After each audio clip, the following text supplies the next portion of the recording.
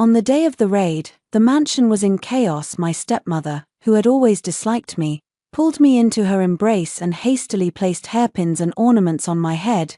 She hugged me and wailed about her unfortunate daughter, her eyes never leaving the back door. I turned my head to look. There was my elder sister, dressed as a maid, about to escape. The news of the house being seized reached the front yard, and before the soldiers arrived, Liu, the matron from my stepmother's side, was already there. She ignored the panicking young maids around her and, with a firm grip, dragged me towards the main courtyard. The family is in trouble now, and this is when you must help the mistress solve her problems. The main courtyard has always been off-limits to lowly people like me, but now my stepmother doesn't seem to care anymore. She stared at me, scrutinizing me from head to toe, and disdainfully said, "The height is passable, but you're too thin, just like your spineless mother." Then she had someone put my elder sister's clothes on me, carelessly stuck hairpins and ornaments in my hair, making my scalp ache from the tightness. "If you want to stay alive, don't make a sound." The soldiers' shouts grew louder, encircling the women of the household. My stepmother and Nanny Liu hurried out, restraining me on either side. Tears welled in my stepmother's eyes as she spoke sorrowfully. "My poor daughter, go quickly, go now." She pushed me forward, her gaze lingering on the back door. Following the gaze, there stood my elder sister, dressed as a maid, her eyes brimming with tears. She looked back repeatedly, stumbling among the maids as they fled for their lives. I felt a chuckle coming on. It seems my sister wishes to stay and share the hardships with the Marquis's household. My stepmother suddenly snapped back to reality, gripping my wrist tightly, her tone carrying a veiled threat. "It is your fortune to take your sister's place. If you dare to speak out, I will have Mother Liu pull out your tongue." Instead of lowering my head in fear as I used to, I curled my lips into a sweet smile. "If my sister wishes to be a servant, I will naturally grant her wish." Under the astonished gaze of my stepmother, I pointed a finger. "My lord, that's my personal maid." Knowing that my elder sister couldn't bear to leave her mother, being so understanding as I am, I naturally wanted to fulfill her wish. The womenfolk were all thrown into the prison, awaiting the emperor's decree. The masters of the Marquis's household were given a separate, cleanest cell. These jailers are the shrewdest of all, not daring to offend anyone until the very last moment. The little maidservants, however, had it the worst. They huddled together, head to head, with no room to even set foot, and were given only one moldy cornbread bun a day. My legitimate elder sister was among them. Fearing that someone might recognize her, she dared not make a sound even when her food was snatched away. She was just like my legitimate mother. "I wish I could kill you with a single glare too. I never realized you were a wolf in sheep's clothing, acting so obedient on the surface, yet so vicious at heart." I didn't care in the slightest and raised an eyebrow as I replied, "I'm nowhere near as clever as you, mother. Who could even think of such a scheme to pass off one thing for another?" My stepmother whispered angrily, "What status does your sister hold? Even if you were to benefit from the slightest bit of her influence, you should be grateful." "Mother, please don't speak. What status does my sister have now, wearing a maid's clothes? She is naturally the lowest of servants." The legitimate mother was so enraged she nearly fell backward, pointing at me but unable to speak. Mammy Liu at the side rolled up her sleeves and stepped forward.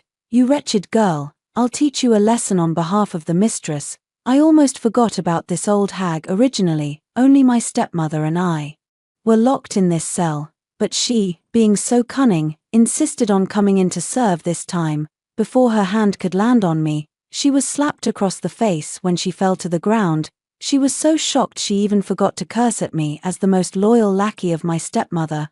Nanny Liu had behaved like this not just once or twice. I was reprimanded if I didn't kneel for half an hour during my greetings, if the food arrangement didn't meet her expectations, and especially if I happened to see any beautiful concubines. But times have changed. We're all prisoners now. Who is superior to whom? I quietly slipped the gold hairpin into Mrs.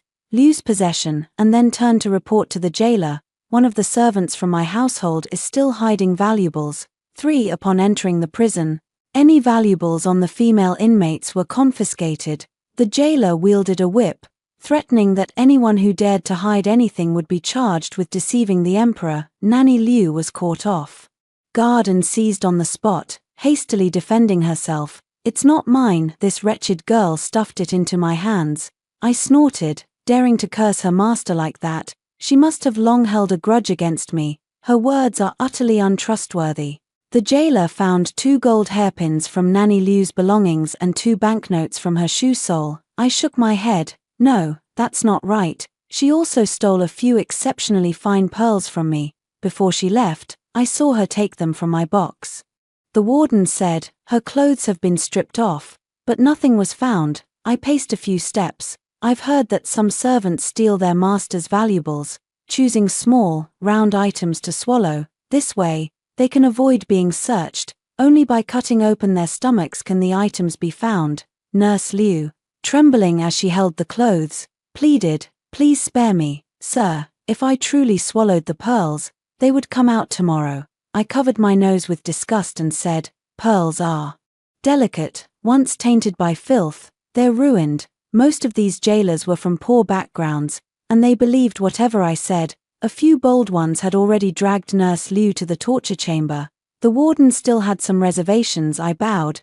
This person was gravely ill yet still sought to harm the master. "Thank you, officer, for dealing with this wicked servant for me." The cell was very quiet, my stepmother gritting her teeth. "You truly have clever methods, all thanks to your tolerance, stepmother. Just now, when Nanny Liu begged you to save her, you remained silent from start to finish. Everyone who came out of the mansion had something valuable hidden on them, and at this moment, they were all afraid of being implicated by Nanny Liu." The heart-wrenching screams lasted no more than a quarter of an hour before the jailer returned, his hands covered in blood. "They, of course, couldn't find something so elusive and intangible," I said lightly. "Perhaps someone else took it." The jailer ordered the masters of the Marquis's household to search each other. The maids and matrons didn't have it so easy. They were forced by the jailers to be searched again. My elder sister's cries reached my ears. My stepmother was furious and tried to hide a bracelet on me. I didn't say anything, just glanced at my elder sister in the corner opposite, and she dared not proceed. Truly a mother's heart. Now, every single person in the Marquis's household had been thoroughly searched, each one of them slumped lifelessly on the hay. "You've harmed so many innocent people. Aren't you afraid that Nanny Liu will come to claim your life in the middle of the night?" The legal mother was probably driven mad with anger. Since my birth, she had told everyone in the mansion that I was the result of my mother's affair with a servant, and that she had tried to climb into the Marquis's bed to pin it on him. It was only out of her kindness that she spared our lives. Everyone in the rear courtyard of the Marquis's estate follows her lead. Those she despises naturally become targets for everyone in the household, eager to curry favor by stepping on them. I counted and counted, yet not a single person had ever shown me any kindness. I looked at my legitimate mother with curiosity. "So many of father's concubines have died, yet I've never seen you haunted by their ghosts in the middle of the night." She stopped talking to me, and it became truly quite boring. I looked into the opposite cell, where my once radiant elder sister, the legitimate daughter, now had disheveled hair, no different from a beggar. I touched my own fair, smooth face. "Hey, she's not living as well as me." Happy, for the emperor sentenced the male members of the Marquis's household to exile, while the women were consigned to the pleasure quarters. Those servants were all bought by human traffickers. My legitimate sister left using my name. Since I grew up, I have never left the inner courtyard, and few people have ever seen me. I really don't understand what they were thinking, giving my legitimate sister the status of a maid. With a deed of sale, she would be considered a lowly status. Lowly status individuals are commodities that can be bought and sold among each other. During my time in prison, I was exceptionally well behaved, showering the jailers with sweet words and flattery, which earned me some sympathy from them. On the day my father was exiled, I begged repeatedly until they finally allowed me to see him off. My stepmother also wanted to go, but she maintained her haughty demeanor, and her repeated demands only earned her a slap from the warden. How foolish she is, still thinking she's the mistress of the Marquis's estate. Before leaving, my legitimate mother secretly slipped the banknote from her undershirt into my hand. "Give it to your father, so he can take good care of you. You must understand, only when the male members of the household are well can you be well." I smiled and agreed, hiding the banknote carefully, and gave my father 2 buns. As a daughter, I have nothing of value, only these dry provisions I've saved for my father to eat on the road. Father looked at my still beautiful face with a profound meaning. When you enter the brothel, you must engage in conversation with high-ranking officials. You must understand, only when your father is well can you be well. Words exactly like those of the legitimate mother. How utterly uninteresting, I responded gently, urging them to eat quickly. That bit of poison had been hidden for quite some time. I wonder if its potency is still intact. On the day of the house raid, I took nothing, only hiding the poison on my person. It's not easy to make a move in a crowded mansion where everyone's watching. I waited for a long time without finding an opportunity. They say that heaven favors those who are always prepared. And finally, my patience paid off. This calamity befalling the mansion stems from being entangled in the power struggle of the harem. When the noble consort gave birth, the marquisate sent a congratulatory gift, but within 3 months, the little prince was poisoned to death. The investigation in the harem eventually led back to the marquisate. The noble consort and the marquisate had no prior connections, and everyone knows that the marquisate is just a scapegoat pushed forward by the real mastermind. If the emperor believes it, then the marquis's household is guilty of harming the imperial heir, whether out of misplaced anger or to protect the true culprit. As long as my father lives for a single day, the emperor will harbor displeasure for a day. My father's existence is a burden to me. Perhaps if he were to die, the emperor might feel a trace of remorse. It is also his retribution. Unable to restrain himself during the mourning period, yet afraid of public censure, he could not even grant my mother and me a proper status. Useless men who lack responsibility are of no use in life. As for Lin Tianyu, who is only 10 years old, it's just a small favor. I truly cannot bear to see my stepmother worry day and night. When I returned, I told my stepmother the good news. My younger brother was bleeding profusely, rolling on the ground in pain, and even called out for his mother before he died. It is said that my father, knowing he had offended the emperor, felt ashamed and took his own life along with my brother. The legal mother broke down. How dare he? My Yua is still so young. At such a young age, he already harbors malicious intentions and has countless ways to torment people. If he grows up, he will only bring disaster. I comforted her, saying, compared to my elder sister, whose whereabouts are unknown, at least my brother is not suffering. You should be happy, mother. She didn't appreciate my kindness and even cursed me for being cold-hearted and ruthless. Truly, she doesn't recognize a good heart. The news came in the evening. The Wang family of Luoyang, the mother's natal family, had interceded and sought permission to bring their married daughter back home to care for her. Indeed, the great clans can speak their minds to the emperor himself. On the day of the confiscation, the mother was so flustered that she committed the foolish act of having her eldest daughter pose as a maid. The expression on the mother's face was truly a sight to behold. Shock, joy, confusion, regret, resentment, all eventually turned into hatred toward me. She looked down at me and said, "When my mother's family arrives, you'll be able to swap back with your legitimate sister." I asked in confusion, "Did no one tell you that before we leave, we all have our portraits painted and our fingerprints taken?" She had no idea that I had been waiting for this moment for a long time. I am determined to claim the title of the legitimate daughter of the Marquis's household. 5. Over the past few days, she had been so preoccupied with her legitimate sister that she failed to notice that every person taken into custody had to have their portrait drawn and fingerprints taken, all to prevent criminals from buying substitutes to take the blame. I happily pressed my fingerprint, and from this moment on, I would no longer be that powerless, nameless illegitimate daughter at the mercy of others. Her stepmother's face turned ashen, and she pressed her thumbprint as well. The one who came to fetch her was the eldest son of the Wang family, the direct lineage, indicating that her maternal family still valued her. The affairs of this grand estate are none of outsiders' business.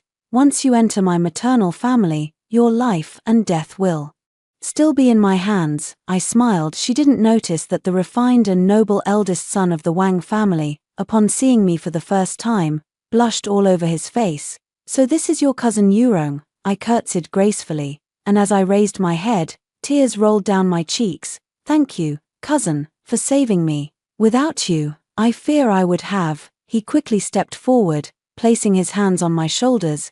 It is I who arrived too late, causing you to endure such suffering. Cousin, in your eyes looking at me, there is only deep heartache, completely unaware of the aunt beside you, whose face is dark and terrifying. My stepmother's expression improved, and she praised him directly for being thoughtful and having the demeanor of a great family. When we arrived at the courtyard arranged for us, my stepmother dismissed the servants and confronted me, saying, "You truly have no shame, daring to seduce the eldest son right in front of me. Just like your lowly mother." I took my time and poured a cup of tea. When I met my cousin, did I act inappropriately in the slightest? It was clearly him who was captivated by my beauty and harbored improper thoughts. If anyone was seducing, it was him trying to seduce me. Such a silver tongue. You share not a drop of blood with him. How dare you call him cousin? My stepmother was still deluding herself into thinking she could tell my cousin the truth and ask him to rescue my stepsister, which made me laugh out loud in derision over the years of being with her. I've long since figured it out. My stepmother is impulsive and acts without any restraint. She manages the Marquis's household mostly due to the schemes of Nanny Liu. That's why, upon entering prison, I was eager to eliminate Nanny Liu. Indeed, after Nanny Liu's death, my stepmother's foolishness became even more evident, not even knowing that the maidservants needed to sign the confession. If I were her, I would have already asked someone to send a message to her family to first buy and hide her elder sister, but she watched helplessly as more and more people were taken away, until her elder sister was also sold. Inform my cousin. And then what? Do you think the Wang family would allow you to bring risks? I leaned in and whispered to her, Mother, do you think the Wang family would make a big show of buying back my elder sister?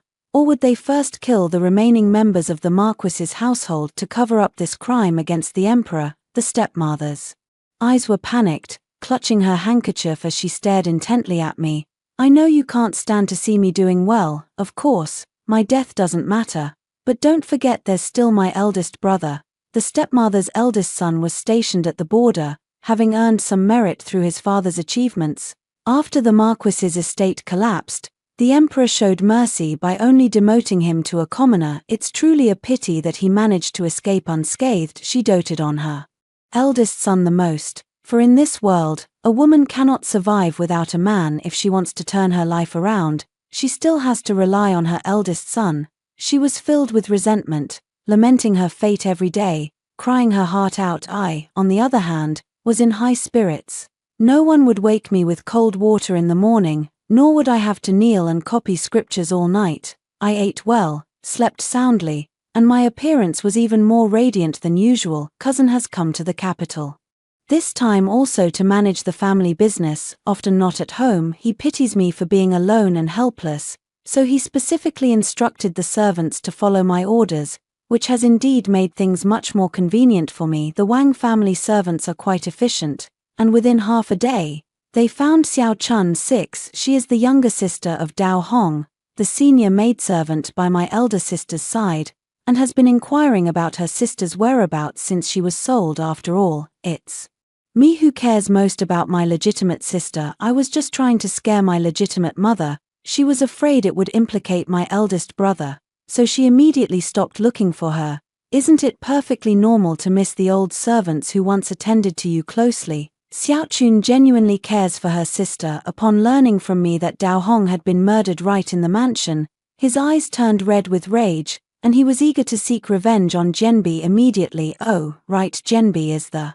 legitimate eldest sister who took over my identity, so naturally, this fine name belongs to her as well. I dabbed at the corner of my eye, adopting a sorrowful and compassionate tone. Your sister served me for a long time, so I've specially prepared some silver. Take it and live a good life. As I expected, she vowed to find her elder sister and make her pay. What could I do? She's suffered so much. Of course I have to strongly support her, since Xiaochun didn't sell herself into the household.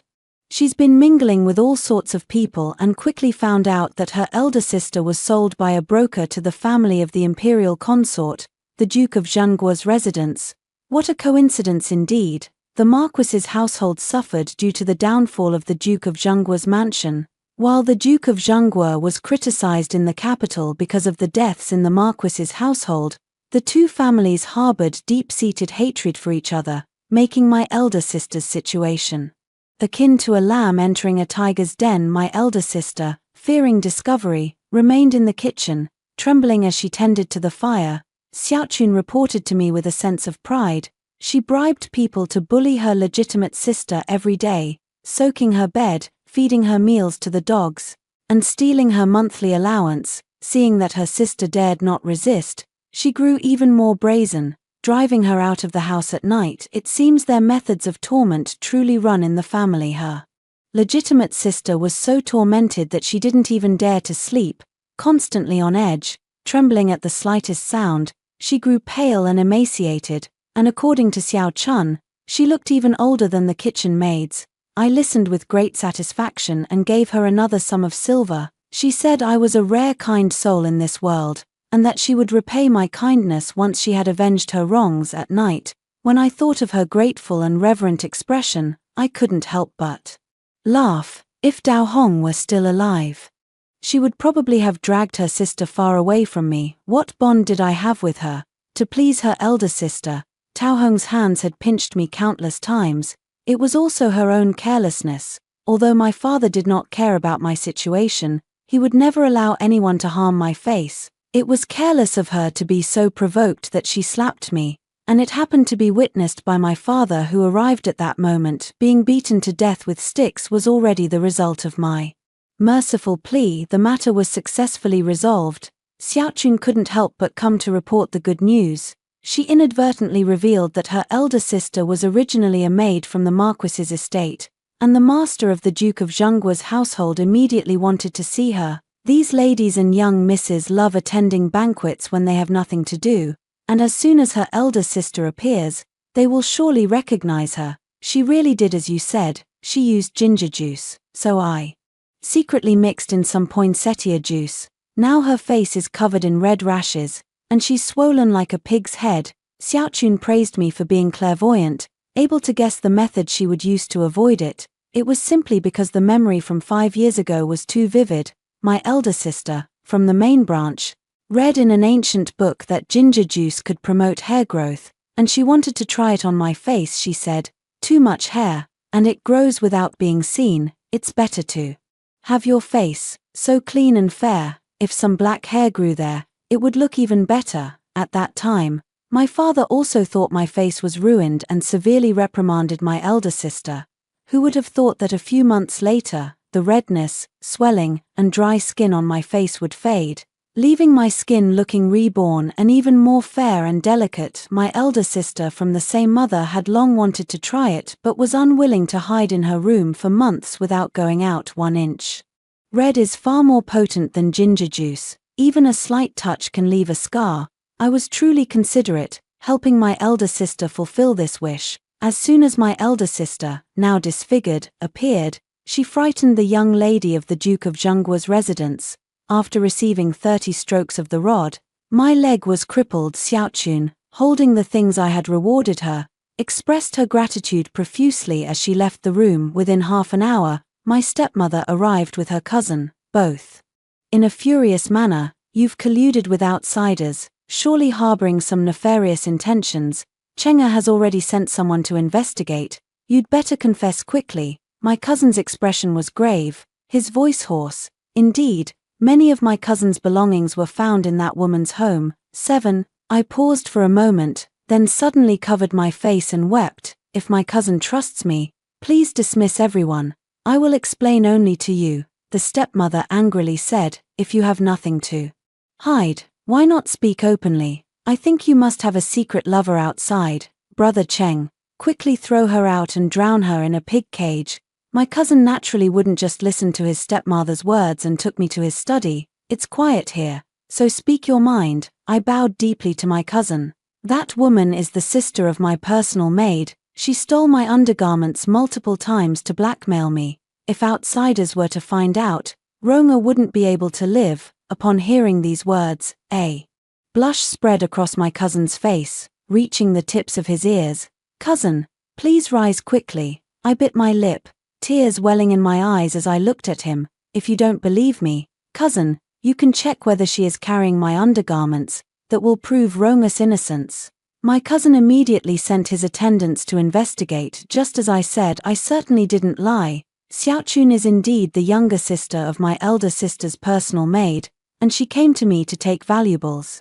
Isn't that blackmailing me? As long as my stepmother doesn't speak, who could possibly guess the true relationship behind it all? As for that poor Xiaochun, she was just wondering why there was a small piece of clothing in the bundle I gave her when she was pierced through the abdomen by a long blade, reuniting with her sister. It's not my fault. She, like her sister Dao Hong, is insatiably greedy and even tried to use Genbi as leverage to serve by my side. How could I leave such a hidden danger for myself? Since I wanted to kill her without arousing suspicion, the only way was to use someone else's hand. Fortunately, my stepmother was foolish enough to lend me a helping hand. My cousin reassured me. "Now you can finally rest easy." I burst into laughter, grabbing the corner of his clothes and cooing, "Brother-in-law, you're truly amazing. You can easily solve such a difficult problem. Roma really admires you." Then, changing the subject, I added, "However, I beg you not to blame Mother. Since father and my brother passed away, she has been deeply affected. Sometimes, when she looks at me, she blurts out, 'Why wasn't it me who died?' I know mother values the men in the family more, but as a daughter, I must also be understanding." My cousin grew even more compassionate towards me.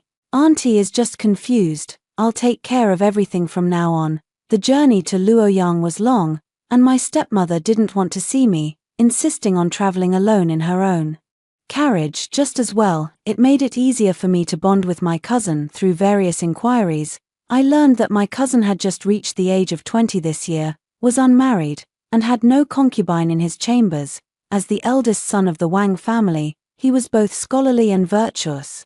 Having already earned his official title at a young age without any objections, he would be the next head of the Wang family. With an unlimited future ahead and with such beauty as mine, he is barely a match for me. After a few days of getting along, I found my cousin to be quite considerate. I praised the beautiful scenery outside, and he said it was not as beautiful as someone. I wanted to get out of the carriage for a walk, and he immediately reached out to help me. I said that since my father passed away, I felt like a drifting weed, and he promised to protect me always in this lifetime. I thought I had won him over, but when we arrived at the Wang family in Luoyang, my Aunt Wang took me down.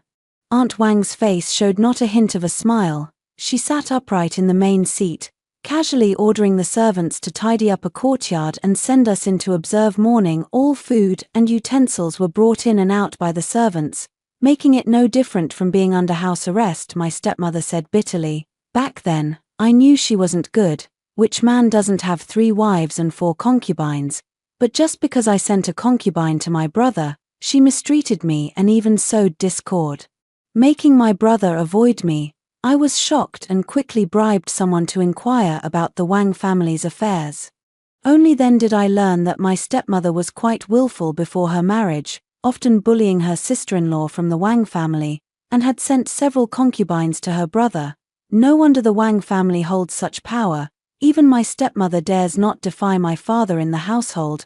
It turns out her family is unwilling to back her up. If it weren't for the fear of being labeled cold and unfeeling, the Wang family probably wouldn't have bothered to bring her back. What a fool. If it were me, I would have built a good relationship with my sister-in-law long ago, counting on her to look after me after I get married. From then on, I sent embroidered handkerchiefs and headbands to my Aunt Wang every few days, almost directly telling her that I am not like my stepmother. My cousin came around to the small courtyard to see me. "Why are you embroidering these again? Be careful not to strain your eyes." I took the opportunity to rub my eyes red. "I just want my aunt to like me more." He restrainedly took my hand. "Don't be afraid. When you finish mourning, I'll have my mother propose marriage, so you can be my rightful wife." How wonderful. He's feeling sorry for me again, and I'll get some valuable new trinkets. Someone must have passed on my cousin's words to Aunt Wang the next day. She summoned my stepmother. Before I could find out what was said,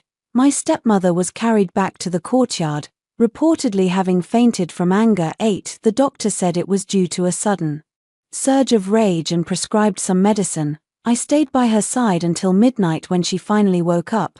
The first thing out of her mouth upon waking was, "That vile woman dared to humiliate me like this. If only my father and mother were here." I urged her to get to the point. She choked for a moment, her venomous eyes glaring at me. You are not to meet with your cousin again. Do you know how many times that vile woman scolded me for being shameless because of you? If you had any sense of shame, you wouldn't throw yourself at men." If a proper young lady from a respectable family heard these words, she would be so ashamed and angry she might wish to die. But I have nothing else to boast of, except for a thicker skin. My cousin and I are in love with each other. Why do you only say that I am shameless? Mother, you should look on the bright side. Since you dislike my aunt and me, it's perfect for me to marry into their family and cause her some trouble, while you can enjoy some peace and quiet. Her eyes widened, and her finger trembled uncontrollably as she pointed at my hand. You. Then she fainted again. My cousin came to visit several times, and each time my stepmother seemed listless. A few times, she seemed to want to say something behind my back. I kindly reminded her, "Mother, you must be careful with your words. The more people who know about my identity, the greater the danger. You wouldn't want to implicate my elder brother and sister, would you?" She scoffed. "Don't try to test me. My son is about to return, and you won't be able to stir up any trouble anymore." I pressed further. "Where is my elder brother?" She snorted coldly, closed her eyes, and said nothing more. "My legitimate sister has been disfigured and crippled, no longer a threat. But this brother of mine." I was so anxious I was scratching my head and ears, and had no choice but to sneak out of the courtyard to find my cousin. This was the first time I had ever done something so outrageous, and I felt a bit shy. I patted my flushed cheeks and collapsed weakly into his arms, crying softly. "I heard you have news about my brother. Mother is afraid I'll worry and won't tell me, but she doesn't realize this only makes me more uneasy. The eldest brother, heroine, is the one I hate the most in the entire household, and the one I most want to kill. Others might make things difficult for me, but at most, they would make me kneel or beat me. I could endure that. Heroine is different. His cruelty runs deep within him. I still remember when I was 10, I was still taking care of the little cat my mother left behind. My elder sister saw it and wanted to play with it. That was the first time I resisted.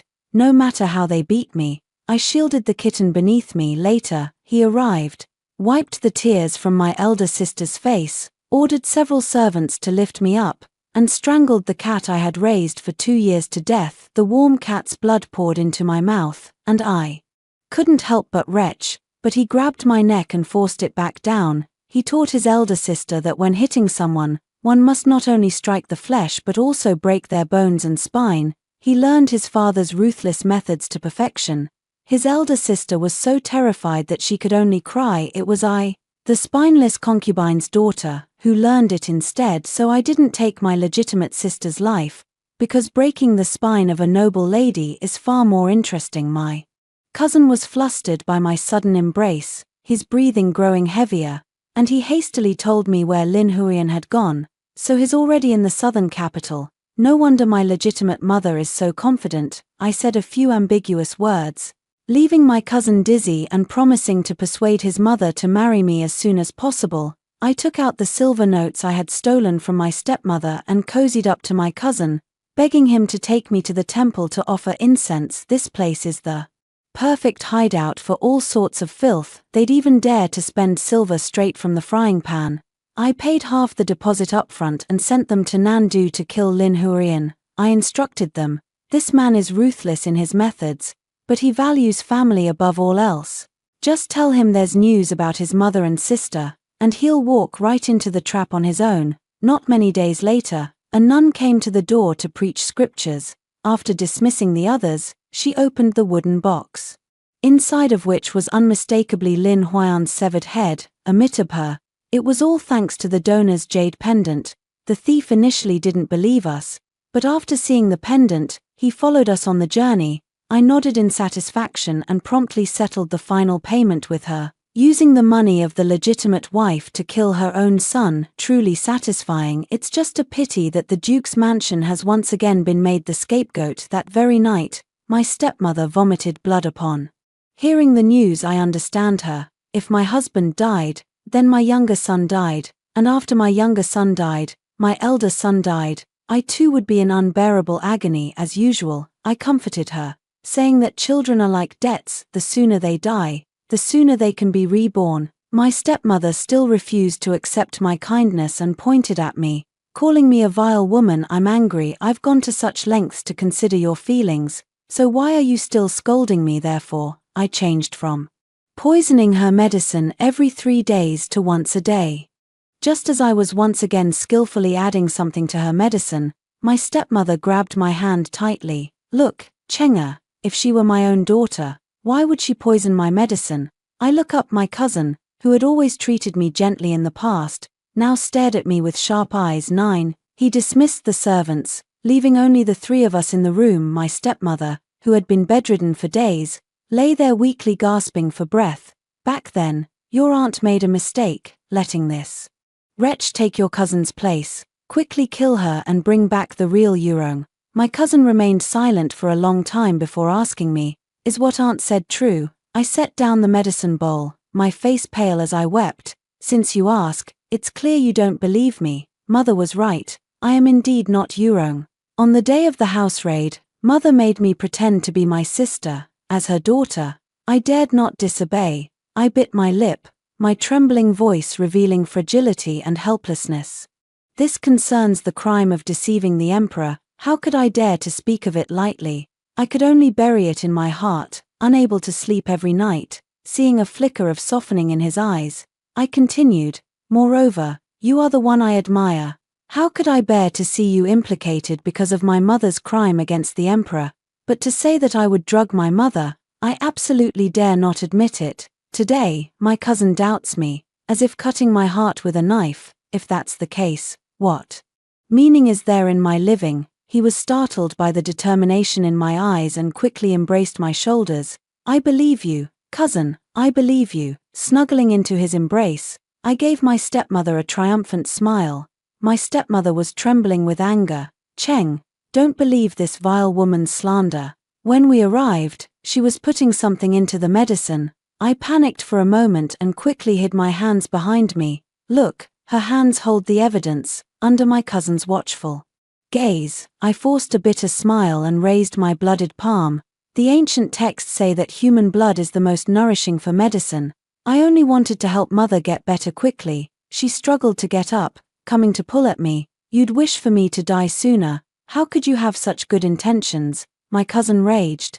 Enough, aunt is muddled by illness today. From beginning to end, I have only had this one cousin. He escorted me back to the room, and my cousin personally applied medicine. To me no one spoke, and the room was as silent as death. Suddenly, my cousin asked me, what is your real name? I stared blankly at my bandaged hand and instinctively replied, Man. Yes, my name is Man. My mother gave me this name, hoping that my future would be full and complete. My cousin nodded. Then I will call you Man from now on. He added, I've taken care of the poison in the medicine jar for you. From now on, be careful not to leave any evidence for others to find. I was taken aback. What are you talking about, cousin? He tapped my nose. The leftover medicine residue is inspected by the court physician every day. Without my help, you would have been exposed. I had been too hasty. There's only one enemy left by my side, so I want to send her on her way as soon as possible. I immediately stood up, took a few quick steps back, and felt the dagger in my sleeve. My cousin raised his hands and stepped forward slowly until the dagger touched his chest.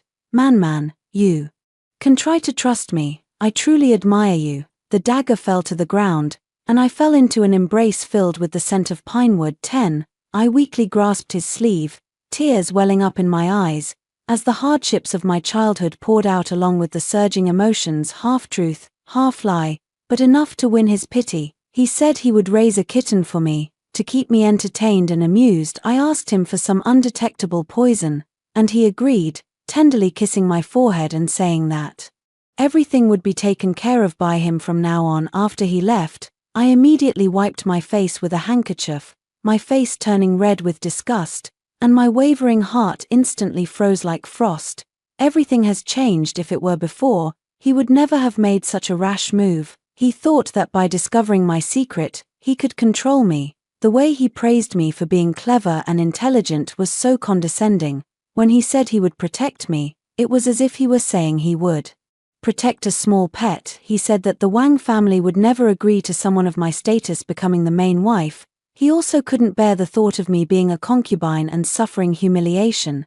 If I were outside the family's control, I could be his wife. How dare he? How dare he? How dare he? How dare he humiliate me like this, to ask me to be a kept woman? You make it sound so noble. All these years of patience and planning, I've done it all to live with dignity, not to be a kept woman that everyone can look down upon and trample. So many people live lives of wealth and freedom. Why can't I be one of them? I stared at his retreating figure, my nails digging deep into my palms. Wang Wencheng, the worst thing you could do is underestimate a woman who has killed. I still prepare medicine for my legitimate mother every day. She is so sick that she can't get out of bed, murmuring, "Yurong, it was mother who wronged you." Just after a snowfall, the outside is bitterly cold. I wrap myself tightly in my heavy cloak and open the window. The room instantly turned ice cold. "Ahem, are you here to laugh at me?" She was momentarily awakened by the chill. I shook my head, blew on the medicine to cool it, and fed it to her spoon by spoon. "I came to tell you the good news. Your elder sister passed away the day before yesterday. After I ruined her face, she no longer wanted to live, but she endured the suffering just for your sake. The day before yesterday, she was forced to wash clothes again, and in the midst of hunger and cold, she fell headfirst into the basin and drowned. The Duke of Zhengguo's household had been wronged twice.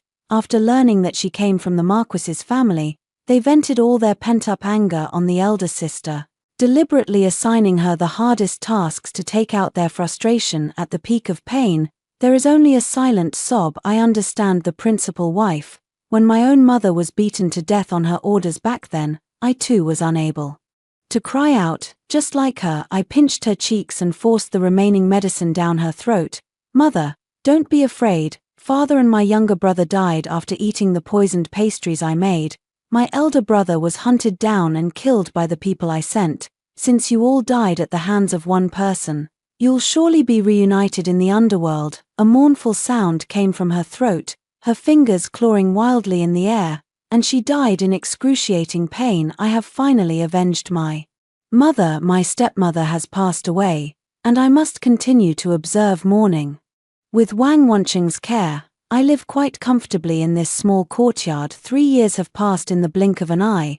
I have blossomed like a peony, even more beautiful, yet a hint of sorrow in my brow adds to my delicate charm. Every time Wang Wencheng sees me, he is utterly captivated. "Cousin," he says, "now that your mourning period is over, we can finally share a harmonious life together." I packed up my valuables, almost emptying the house, and coquettishly took many of his treasures. Then I rode in the carriage he had prepared to another courtyard. Wang Wencheng set fire to the small courtyard I lived in, creating the illusion that I had perished in the flames. 11 Red silk and festive brocade, toasting with cups of wine. Wang Wencheng married me in a private courtyard on our wedding night. He said, though he was already married, his heart belonged to me the most, and he entrusted all the banknotes he had saved to my care. I worriedly said, "I fear that there is no wall that cannot be breached. If anyone finds out, I will only have one fate." He took out a piece of paper and boasted, "I've made every possible preparation. The orphaned daughter of a wealthy merchant, I personally handled the household registration. No one knows." I naturally believe that, after his marriage, he gained control over most of the Wang family's power. Any small movement was known to him. Several times I tried to escape from the residence, but he always found out in advance. Wang Wencheng gently stroked my cheek with his hand and said softly, Man, don't think about leaving me. I can give you everything except a title." I touched his chest and said, "Can you give me your life too?" He pulled me into his embrace. "I know you've suffered greatly since childhood, always suspecting someone wants to harm you. But from now on, you can rely on me." I playfully pushed him away. If your tigress back at your residence finds out, will I even have a chance to live? Don't be afraid. I've dealt with everyone who knows your identity. Today, only my closest attendant is on duty. No one will know I've been here. His attendant must have also been involved in his misdeeds. Then I can rest assured. I pushed him onto the bed and personally poured the wedding wine. Wang Wencheng held the wine cup, gazing deeply at me. Man, I've finally married you. After drinking the wedding wine, he threw the cup aside and leaned over to press me down. Just as he finished unbuttoning the first button, blood gushed from his mouth. He wiped it with his hand. You poisoned me. Blood kept gushing out, and he soon had no strength to struggle. No, where did you get the poison? All my food, clothing, and daily necessities over the years have passed through his hands. He admired my beauty, looked down on my status, and feared my ruthlessness. I stroked his temple and smiled softly. You gave it to me 3 years ago. I only reluctantly used a bit of the poison on my stepmother to test its authenticity, saving the rest for Wang Wencheng. Using the poison you gave me to kill you. You should be content, cousin. Next life, don't ever try to control a woman who doesn't love you. He died faster than my stepmother, his consciousness muddled at the end, sometimes calling me a vicious woman, other times calling out man. A tear fell from the corner of my eye, gently sliding down onto Wang Wencheng's face. I looked down and sighed inwardly, to receive even a single tear from me. You are indeed fortunate. I tidied my makeup, stumbled to the door, and called for my attendants. The master has fainted for some unknown reason. The attendant rushed over, slipped on the lamp oil at the door, and while he was off guard, I smashed a vase over his head, stabbed him several times in the chest with a dagger, and finally forced the remaining poisoned wine down his throat. After he was thoroughly dead, I stripped off his clothes and put my wedding dress on him. Wang Wencheng wanted a wedding night, so I'll give him a bride. I arranged the poses to look like a lover's suicide, then cleaned up all the traces I had left in the room. I kept the household registry and banknotes close to my body, and loaded everything else of value onto the carriage before leaving. I set a fire to create the illusion that Wang Wencheng had perished in the flames.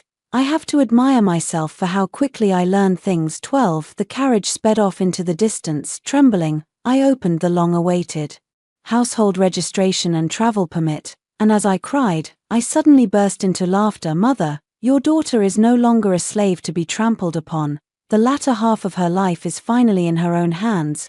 I took a boat to Jiangnan and bought a small house. In the morning, I stroll along the picturesque Long Street. At dusk, I go to see the lotus flowers in the pond, their edges tinged with gold. In spring, I breathe in the fragrance brought by the misty drizzle. In winter, I snuggle by the stove, brewing a pot of hot ginger tea. I also picked up a small cat, which resembles the one I raised when I was young. It always looks at me with its big round eyes and plays with the tassels on my purse with its little paws. I lift up this mischievous little thing, nose to nose. It's time to give you a name. What should we call it? How about Yuan? Would that be good? Just as my mother hoped, my future will be filled with completeness and fulfillment after hearing the first story above. What are your thoughts? Feel free to share your opinions in the comments section. Next, there is another similar story. Let's continue to see. My sister and I are twins, but I was spoiled and short-lived, passing away at the age of 16. My lonely soul remained in the mansion, filled with violence and resentment. An old Taoist came to our home and made me inhabit my sister's body, using her righteous aura as a general to nurture me. My sister was very happy, and I accompanied her as she got married. But later, my sister, who was known as the Flying Fox General, was forced to take medicine that caused her to miscarry, had her wrists slit to extract silver threads, and her meridians severed. My sister could no longer wield a spear or sword, yet she was forced onto the battlefield and died tragically under the enemy's blades. And all of this happened because her husband wanted to please his senior sister. When I opened my eyes again, my soul had awakened. I was startled awake by my sister's cries for help. Ever since my sister married Juan, the eldest son of the Zhu family in Lingnan, my parents begged an old Taoist for a talisman to seal me deep within my sister's body. Without my sister's signal, I could neither wake nor emerge. My sister was puzzled and once asked the old Taoist what the signal to awaken me was. The old man looked inscrutable and said directly that he hoped he would never have to use it in his lifetime. I never guessed the old man's meaning. What truly awakened me was the deep-seated unease and fear within my sister. My sister was calling out to me for help. I shook my thin, transparent body and leaped out of my sister's form, only to witness a horrifying scene. The man whom my sister described as loving and caring was using silk ribbons to bind her limbs to the brocade-covered bed. My once brave and skilled sister had been drugged with a muscle-relaxing powder, lying helplessly on the bed as she shook her head in tears. I shouted angrily, "You scoundrel, how dare you tie up my sister, stop it at once." Hearing my voice, my sister lifted her eyes to search for me. The moment our gazes met, her tears fell like rain, and her voice sounded like shattering porcelain, piercing, mournful. "Save me, Aying, save me, it hurts so much, Aying, sister is in so much pain." Juan couldn't see me, he frowned with a gloomy expression. Ayin is talking nonsense again. He moved, and only then did I see the cold, aloof woman standing beside him. That was Juan's senior sister, Cheninga, the direct disciple of the Medicine Valley master of the Love Flower Valley. She was an unattainable flower, a beauty as cold and aloof as a snow lotus, the dream lover of all the senior and junior brothers in the valley. Though beautiful, her heart was as black as could be. "Junior brother, your wife is suffering from hysteria, and there is stagnant blood in her body that is affecting her pregnancy. I specifically studied pharmacology with our master. This bowl of medicinal soup is the first I've prepared and brewed myself. I believe it will surely cure the illness." I was both anxious and furious. It turned out this woman was using my sister as a test subject for her medicine, treating her like a guinea pig. Juan looked at the woman beside him with tender admiration and said, "I'll follow whatever Sister Inga says. Among our master's disciples, you have always been the most skilled." "Juan, Cheninga, you, let go of me, I'm pregnant, I can't drink this medicine." My sister struggled fiercely, her slender white wrists marked with glaring red welts. Cheninga held a bowl of crimson medicinal brew, her frosty phoenix eyes flashing with disdain. She resembled a snow lotus growing at the peak of an icy mountain, aloof and proud. "Madam Ju, there is an evil presence in your body, and you've had stagnant blood for many years. My master is a renowned physician, and I've naturally learned a thing or two from him. I would never misdiagnose. Drink this medicine, and I guarantee that you and your junior brother will be with child within a month." I sniffed but couldn't detect any scent, yet that dark red, almost black liquid was definitely suspicious. Extreme rage nearly burst from my chest, and I wanted to grab something in the room to throw at him, but I was just a lonely spirit, unable to touch anything physical. "Don't be afraid, Ayin, be good and finish the medicine. Sister Inga is the master's direct disciple, highly skilled in medicine. Since she has determined that there is something unusual about your body, we should obediently follow her advice and treat it." Juan sweet-talked his sister, but with both hands, he pinched her cheeks and, with a forceful motion, dislocated her jaw.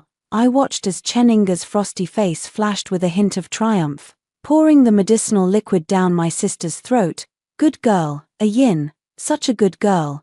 We will have a child soon."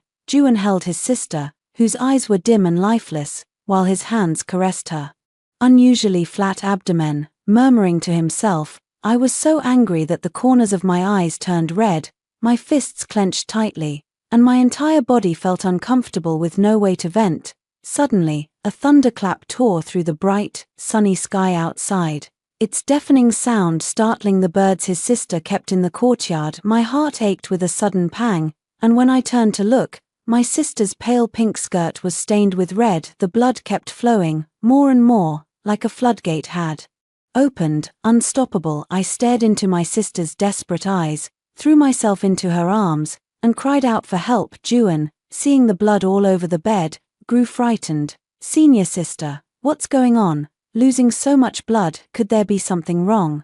Cheninga stepped forward, linking her arm with his, and spoke softly to reassure him. "Don't worry, junior brother, don't you trust my medical skills? This is stagnant blood in Madam's body. Once it's released, she'll be fine." Juan released his sister and turned to reach for Cheninga's hand, but she avoided him. Juan gave an awkward smile.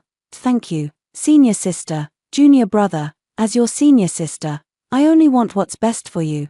Cheninga stood on her tiptoes and whispered softly into Juan's ear, her breath as fragrant as orchids. Then, she distantly pushed the man away and walked out on her own. Juan's face instantly flushed red.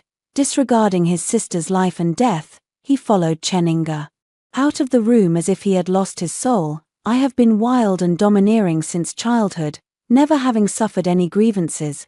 Now, seeing my sister in such a state, my heart feels as if it's being fried in oil, tormented with pain. Sister, sister, you'll be fine. Sister, sister, I'll go find father and mother. Let's go find the old Taoist priest. I wanted to pick up my sister, but my hands passed through her frail body in an instant. Helplessness and sorrow overwhelmed me. My sister raised her hand, trembling as she touched the disheveled hair on my forehead from crying.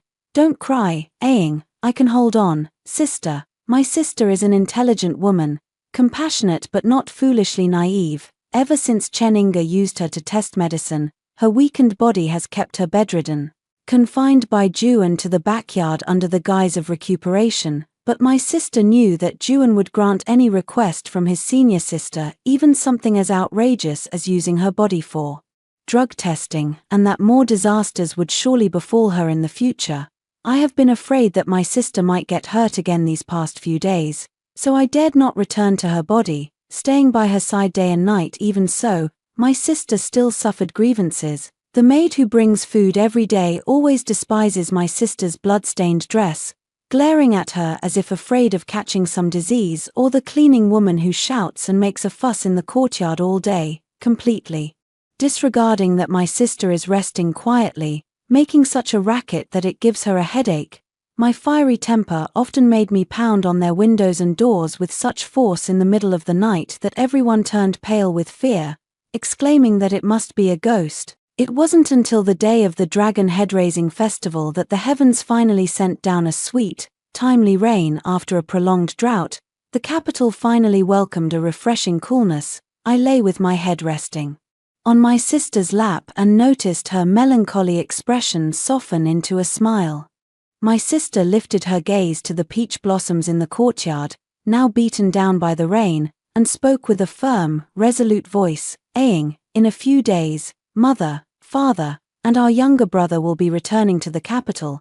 I want to divorce Juan and go back home. I was so overjoyed that I couldn't help but cheer. But my sister couldn't hear me. Still, it didn't stop me from feeling elated. My sister knows how to save herself and won't foolishly trap herself in the Jew family's inner quarters for the rest of her life. No matter how illustrious the Jew family's background may be, they must still consider my Zhao family the founding heroes. Without the Jew family, the Great Qing would merely lack some leisurely pleasures.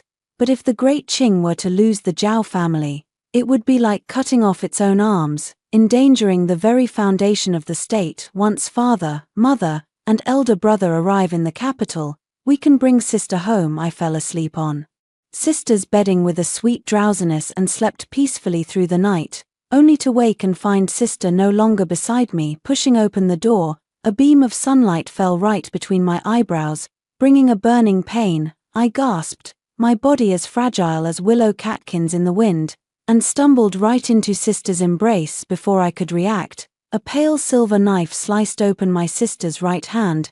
The blade was incredibly sharp, instantly peeling away the skin and flesh of her arm, revealing the stark white bones and sinews. The wielder of the knife remained cold and composed, completely ignoring my sister's piercing screams as they meticulously cut through the sinews to extract the fine silver threads hidden within.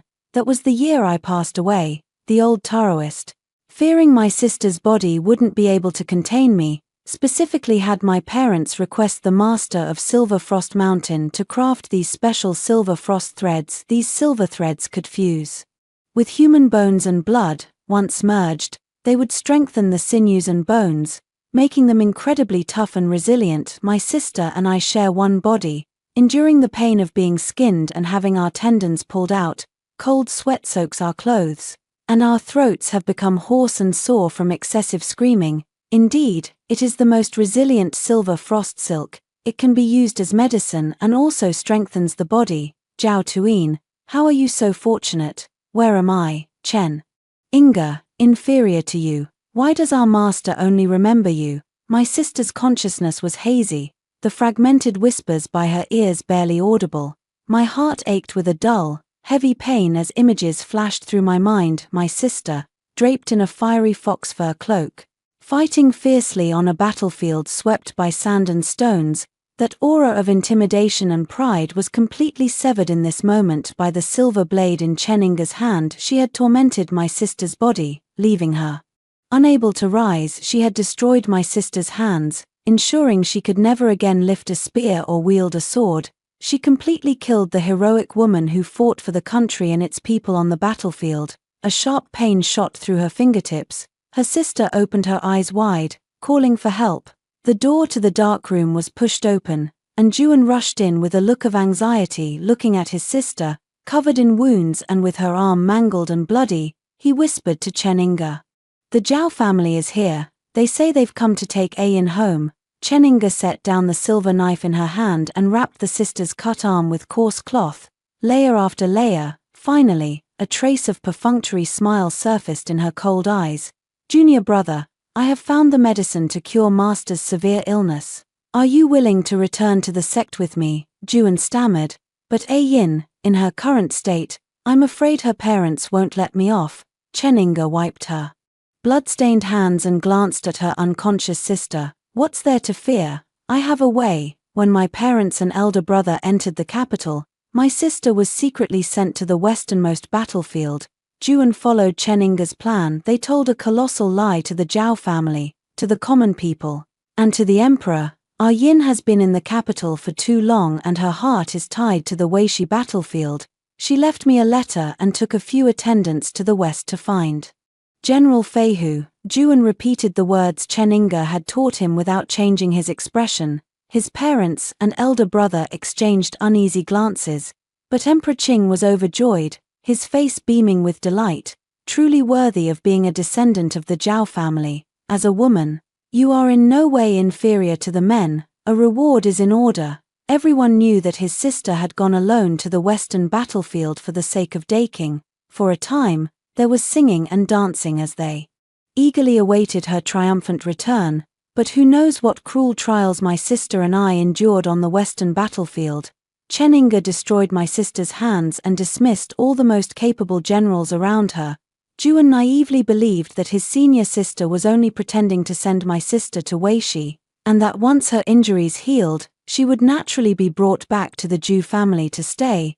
He thought that Chen Inga was merely helping him temporarily evade his parents' accountability, ensuring no one would discover that he had tricked my sister into becoming a test subject for medicine. Now, my sister was carelessly thrown by the roadside by the coachman, dragging her broken body as she gnawed on tree bark and drank filthy water along the way. My sister held on to hope until she reached the Flying Tiger camp, only to witness a sea of blood the enemy forces were slaughtering. While the Daking soldiers resisted fiercely, my sister's crimson cloak billowed in the wind, and the soldiers and surviving civilians recognized her, cheering loudly that General Flying Fox had arrived. As long as she is here, we are sure to win. It's General Feihu Zhao Tuyin. She has come to save us. Da Qing has not abandoned us. Divine soldiers have descended from heaven. We are saved. The cheers grew even more intense, and several soldiers killed multiple enemy troops with a single shot. But I knew, sister's body was trembling. Zhao Tuyin, who had never feared the battlefield, was now tightly gripping her own trembling and powerless wrist, forcing her weak legs to stand firm. Feigning composure amidst the chaos, she could no longer unleash terrifying spear strikes or weave dazzling sword blossoms. The current Zhao Tuyin was nothing but a lamb waiting to be slaughtered. Through my sister's eyes, I saw the camp in ruins, the ground stained with blood, and countless soldiers' bodies scattered across the desert. Xie Fake, the renowned Flying Tiger general, stood atop the pile of corpses, holding the Daking war banner. He wiped the blood from the corner of his mouth and tossed a long spear to my sister. My sister clenched her teeth and reached out, barely managing to catch the heavy spear, but her body was weak, and she was shaken back several steps, drawing a suspicious glance from Xie Fake. "Ah Ying, today I will die, and I will bear a reputation of infamy, but I have one wish. Sister, can you promise your sister?" Amidst the swirling sand and dust, I saw the rising sun once again. The enemy soldiers all lay dead at my feet, yet the common people and our own troops stared at me with horrified, fearful eyes, as if I were a demon that had crawled out of hell. I didn't understand why, and I turned my stiff neck. Who is she? Flying Fox General, killed the Flying Tiger General.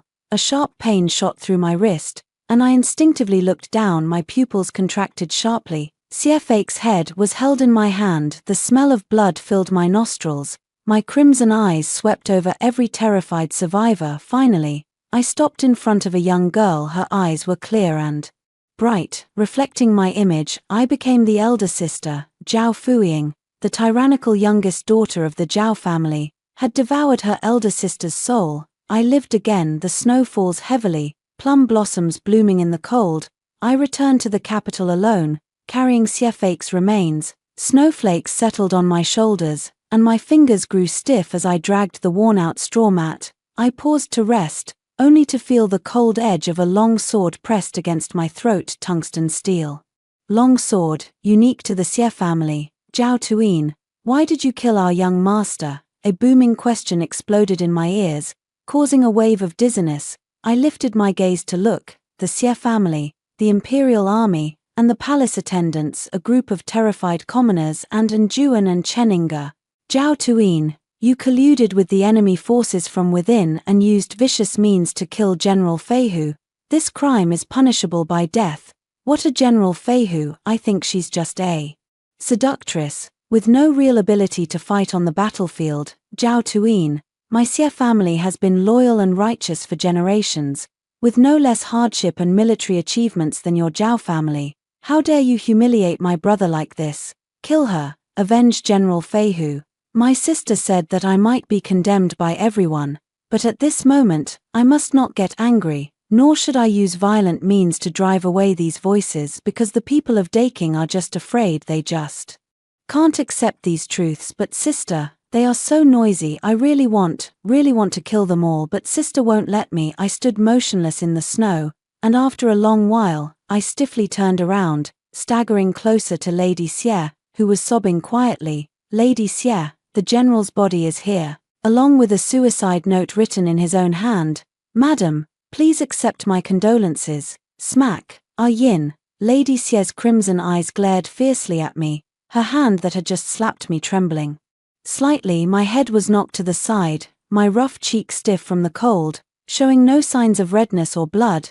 My sister once said that Lady Xie was the top female general of the Great Qing, who followed her husband into battle and achieved great military feats. After General Xie died young, she was left to raise their two sons alone. Aying, if Lady Xie gets angry and strikes you, do not retaliate. Yes, the tragic death of a close relative, her pain is no less than the pain I felt when I lost my sister. I will forgive Lady Xie for her rudeness.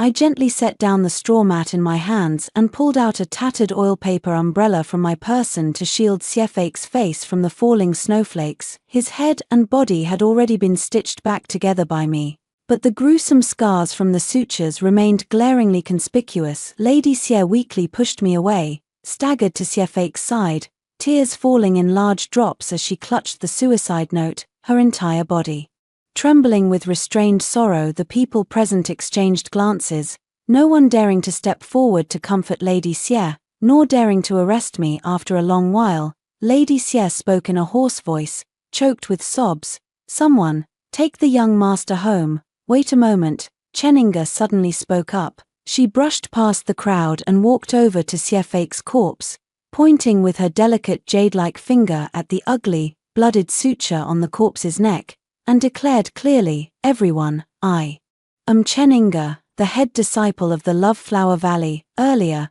Zhao Tuyin trespassed into the valley and stole the silver frost thread that my master had spent years developing. Now, my master is critically ill and needs the silver frost thread to save his life. I see that the thread on General Feihu's body is the silver frost thread from my Love Flower Valley. Madam Xie, returning the item to its rightful owner. I trust you won't mind if I take this thread back, Cheninga spoke with conviction, then bent down and reached out to remove the silver thread from Siefake's neck. Madame Xie was momentarily stunned, so enraged that she took 2 steps back. Excellent, Cheninga. I've been waiting for your ruthless impatience. I was faster than Cheninga. My cold fingers clamping down on her wrist and forcefully throwing her aside, she let out a gasp and landed heavily on the snow. Looking utterly disheveled, Juan rushed forward to shield her, turning to me in a fit of anger. Ah, Yin, how can you be so unreasonable? That silver thread originally belongs to the Valley of Love Flowers. Senior sister only wanted to take it back to treat our master's illness.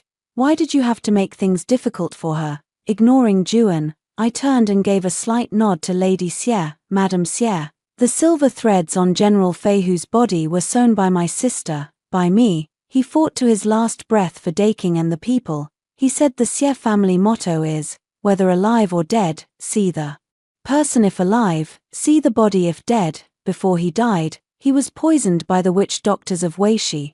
If those silver threads are removed, his body will be dismembered, and within a day, his corpse will dissolve into foul water and vanish completely. Madame Xie frowned, staring intently at Cheninga, who was about to desecrate her son's body, and spoke sharply. I don't care which Valley Master's head disciple you are. If you want to destroy my son's body, you'll have to kill me first. The women of the Xie family were skilled in both literature and martial arts, and a black gold broadsword was now humming in Lady Xie's hand.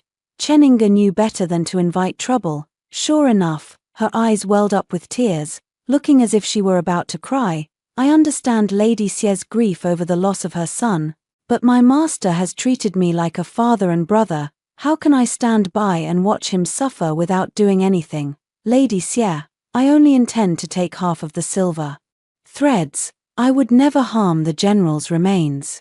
Everyone present looked at Cheninga's delicate yet resilient demeanor and felt a surge of compassion. Madame Xie, after all, it was that monster Zhao Tuyin who stole the item, and now it's being used on your son. Shouldn't it be returned to its rightful owner? I think Miss Inga is right. I suggest using a different thread to sew up the general and returning the silver thread to Miss Inga. After all, the general has already passed away, while Miss Inga's master is still alive. How can we let the living make way for the dead? Could it be that General Xie is of the same ilk as Zhao Tuyin, both being rude individuals who steal others' belongings? Silence, all of you, be quiet. Madame Xie had not expected that Cheninga, who appeared delicate and aloof, could stir the people's sentiments with just a few words, making everyone speak in her favor. I watched coldly, feeling the blood in my body slowly begin to boil. Rumors and gossip, mutual suspicion, feigning weakness, harboring hatred. This is Cheninga's tactic. I saw it clearly when she used these same methods against my sister back then. I just never expected her to be so bold as to act so arrogantly in front of the Xie family. Good, very good. My son died fighting for the people, and now, before his body is even cold, you want to desecrate his remains. If what you say is true, then the one who stole the silver frost thread is Zhao Tuyin, and she is right beside you. Why don't you demand it from her?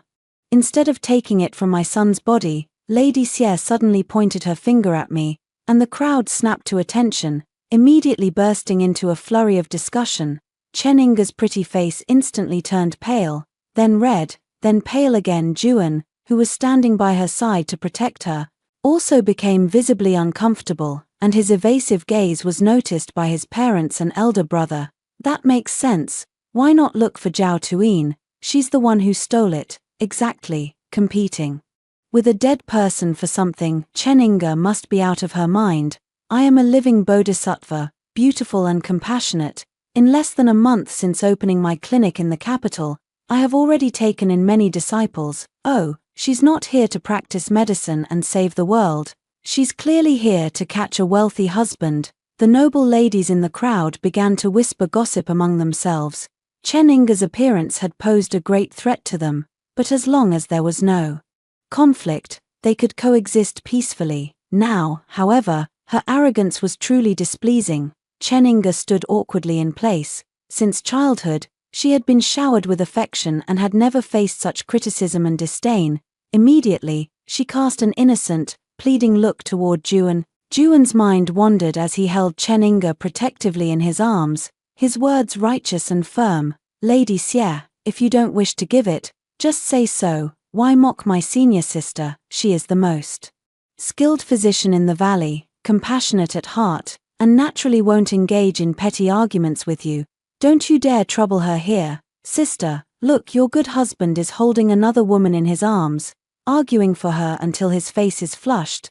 Now that I have taken over your body, he hasn't noticed even the slightest hint of something amiss. He didn't even think to drape a warm cloak over me when he saw me trudging through the snow, my dress tattered and torn. Sister, you are not in his heart at all. Lord Ju, do not change the subject. Lady Xie gave a bitter smile and pointed at me, who remained silent. It was your wife who stole the silver thread, so naturally, we should settle the score with your wife.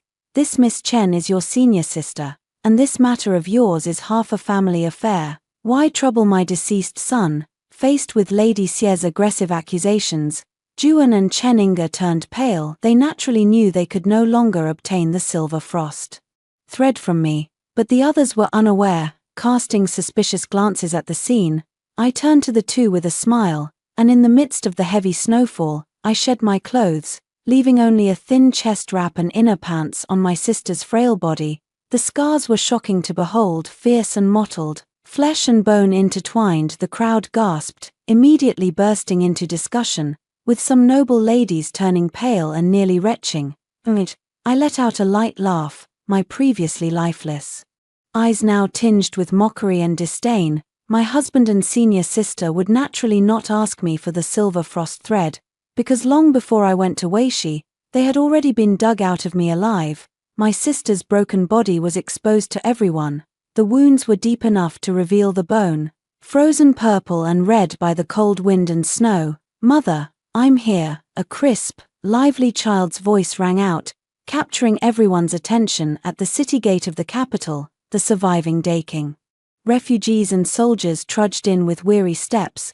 They were stopped by the guards and subjected to questioning one by one. The little girl with clear, bright eyes spotted her mother and called out loudly, "Wan Wan, my daughter, Wan Wan." A lavishly dressed woman hurriedly descended from the carriage, rushed forward, pushed aside the obstructing guards, and tearfully embraced the girl, weeping uncontrollably. I remember this little girl. She was the only one who wasn't afraid of me after I awakened. When others saw me holding Xiefei's head, they all feared I would kill them as well. Although I am cruel, I do not kill innocent people indiscriminately. Xiefei died by my hand, by my sister's will, and by his own will as well. If it weren't for him and his sister working together to complete the sorcery task given by the old Taoist, I'm afraid that in the Battle of Weishi, the Daking army would have been completely wiped out, with not a single survivor. The little girl seemed to sense my gaze, pointed at me, and grinned widely in my direction.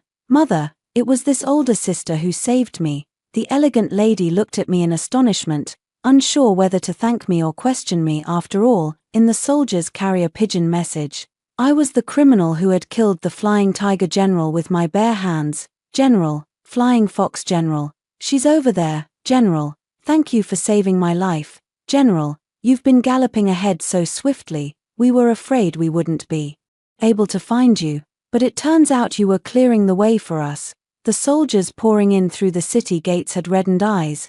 These rough men, at this moment, felt immense gratitude in their hearts but were unable to express it in words. I nodded in acknowledgement, yet I still stood in the cold wind, wearing only thin undergarments. The crowd buzzed with discussion. Cheninga, noticing the shift in the situation, actually played the accuser first. Like a villain pointing fingers, she suddenly stepped forward, pointed at me, and with the look of a victim, accused me of wrongdoing. Everyone, don't be fooled by Zhao Tuyin. She is a thief who stole the silver frost thread, the treasure of my Qinghua Valley, and used Western Wei witchcraft to collude from within and without, causing General Xie's death.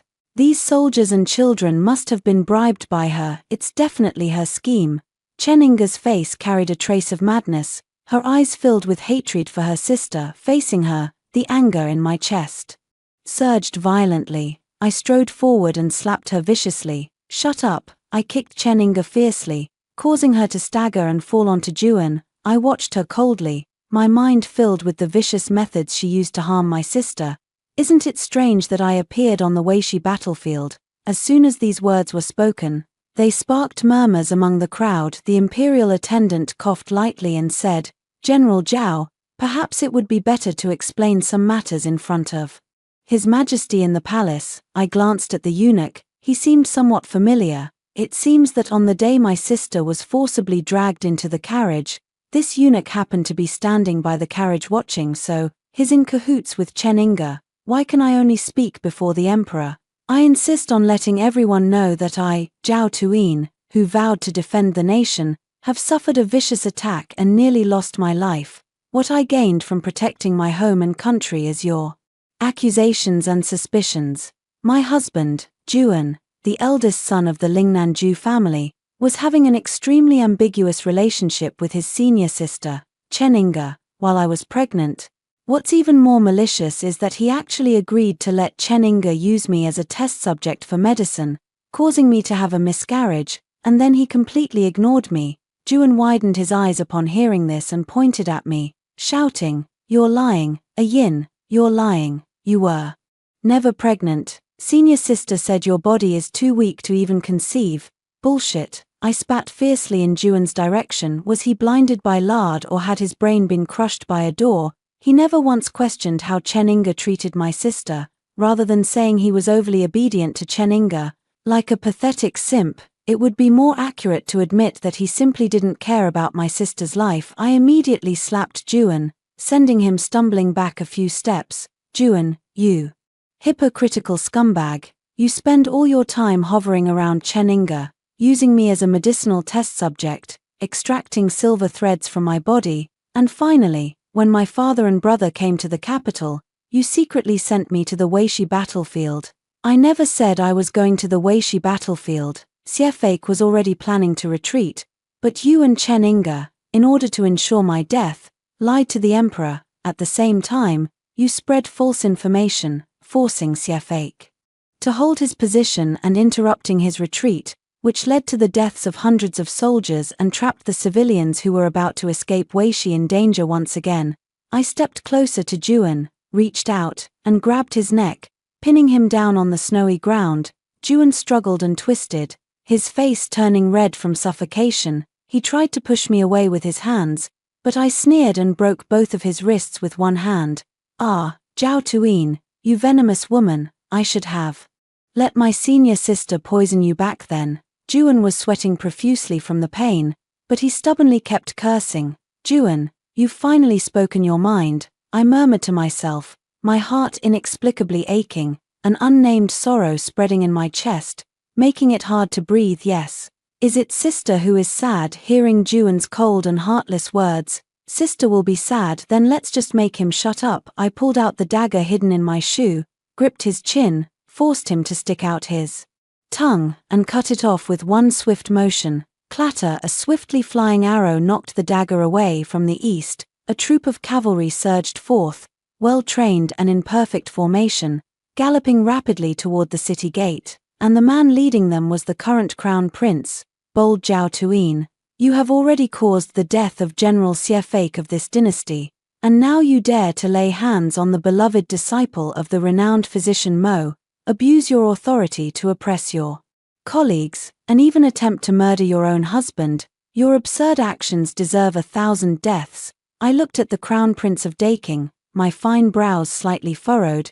He was originally an admirer of my sister, captivated by her uniqueness compared to other women. He once said that my sister was like a free eagle, capable of soaring to the heavens and traversing the earth, making the world her home. Her magnanimity and straightforwardness deeply attracted him. The Crown Prince repeatedly sought to marry my sister but was turned down by our parents each time. Yet, he never showed the slightest displeasure and never made things difficult for the Zhao family. Before my sister got married, she personally forged a soft sword and gave it to the Crown Prince for self-defense. Now, this admirer is charging straight at me with the soft sword my sister forged. My expression turned stern as I sharply rebuked him. Your Highness, whether I am guilty or not is not for you to decide. He pinched the tip of the sword with 2 fingers and forcefully bent it. The rebounding blade struck the crown prince, who, caught off guard, fell from his horse, causing a panic among the onlookers. The crown prince was helped to his feet by his guards, but he was covered in dust from the fall and looked rather disheveled. Furious, he pointed his sword at me. Zhao Tuyin, how dare you lay a hand on me? Do you have a death wish, Your Highness? It was you who struck first. I looked at the crown prince, whose wings were not yet fully grown, with a cold and indifferent attitude. My eyes filled with mockery. His disheveled and irritable appearance truly did not deserve my sister. The crown prince, enraged, laughed coldly and said, I'll have you know, Miss Inga is the beloved disciple of Master Mo, the divine doctor specially sought out by my father. Don't you dare lay a finger on her. Chen Inga promptly scrambled to her feet and stumbled toward the crown prince. Your Highness, Your Highness, save me, Your High. I kicked up the dagger with the tip of my foot, and the blade plunged straight into Chen Inga's calf. She screamed and fell in front of the crown prince, her delicate face streaked with tears. The crown prince was furious. Zhao Tuyin, are you trying to rebel? How dare you harm someone right in front of me? General, do not fear, we will protect you. Suddenly, voices of soldiers came from behind, though not a single patch of their skin was left unscathed. They dared to step in front of me, confronting the crown prince. Your Highness, I am Xu Wei, Deputy General under General Xie. You cannot harm General Zhao. Xu Wei glanced sideways and nodded at me. I was momentarily stunned before remembering that he was aware of Xie Fei's willingness to sacrifice himself. Xu Wei, you're still alive. Madame Xie's eyes welled up with tears as she shielded her son. Seeing the deputy general who had followed Xie Fei through life and death since childhood, she was overwhelmed with emotion. Xu Wei was a man who valued loyalty. Having served the Xie family for 15 years, he knelt heavily before Madame Xie, choking back tears. Madam, it was my failure to protect the general. But none of this is General Zhao's fault. She did everything she could. Xu Wei's words stunned everyone. As a deputy general with an impeccable reputation, even he was defending me. This suggested something was amiss. Recalling my earlier accusations against Juan and Chen Inga, suspicious gazes fell upon the two of them. I suppressed my anger and nodded in thanks to Xu Wei. Deputy General Xu, thank you. However, Xu Wei bowed to me. Thank you, General Zhao, for your rescue. In accordance with the late General Xie's instructions, I hereby entrust the 200,000 Flying Tiger Army to your command, ready to follow your orders. The crowd was in an uproar, and I also showed a hint of surprise. The crown prince was enraged and humiliated. Absurd. The Flying Tiger Army was entrusted to the Xie family by His Majesty. How dare you hand it over so casually? Do you even have any respect for the Emperor? The crown prince's attendants drew their long swords upon hearing this, while the Flying Tiger Army behind me, unwilling to be outdone, brandished their silver spears. For a moment, the situation was chaotic and dangerous. I don't know how my sister deals with such troublesome matters, but right now, I just want to kill all those who are quibbling and causing trouble in front of me as long as they protect Juan and Chen Inga. I will kill them all. My gaze turned fierce, and my limbs, stiffened by the cold wind, began to grow warm. The people and objects before me became distorted and swaying. I couldn't tell friend from foe, only grasping a long sword and killing anyone I saw. Xu Wei barely dodged my sword's edge, shouting loudly, "Quick, get out of the way. General Zhao is having a nightmare episode."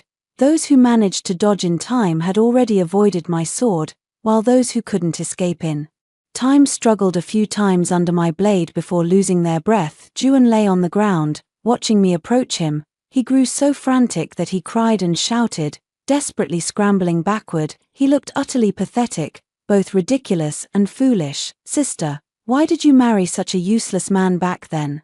He couldn't protect you, nor did he ever truly care about you. He really deserves to die." I raised the long sword in my hand and swung it. "Ah Ying, Zhao Fuying, stop!" A few bright red drops of blood fell onto the vast expanse of white snow. Blood beads crawled along the snowflakes, and before long, The ground was covered in red, vivid and dazzling. Someone was calling me Zhao Fuiying, not Zhao Tuyin. I followed the sound and saw a black steed galloping toward me. The man stood on the horse's back, lean and aloof, with a face as fair as jade. The horse galloped swiftly, knocking the crown prince and others to the ground, and its hooves landed heavily on Juan's waist, causing him to faint from the pain. The man tumbled off the horse, his eyes red with urgency as he pulled me into his arms, trembling as he whispered my name, Zhao Fuiying, you've finally returned. When our eyes met, my heart suddenly began to race uncontrollably.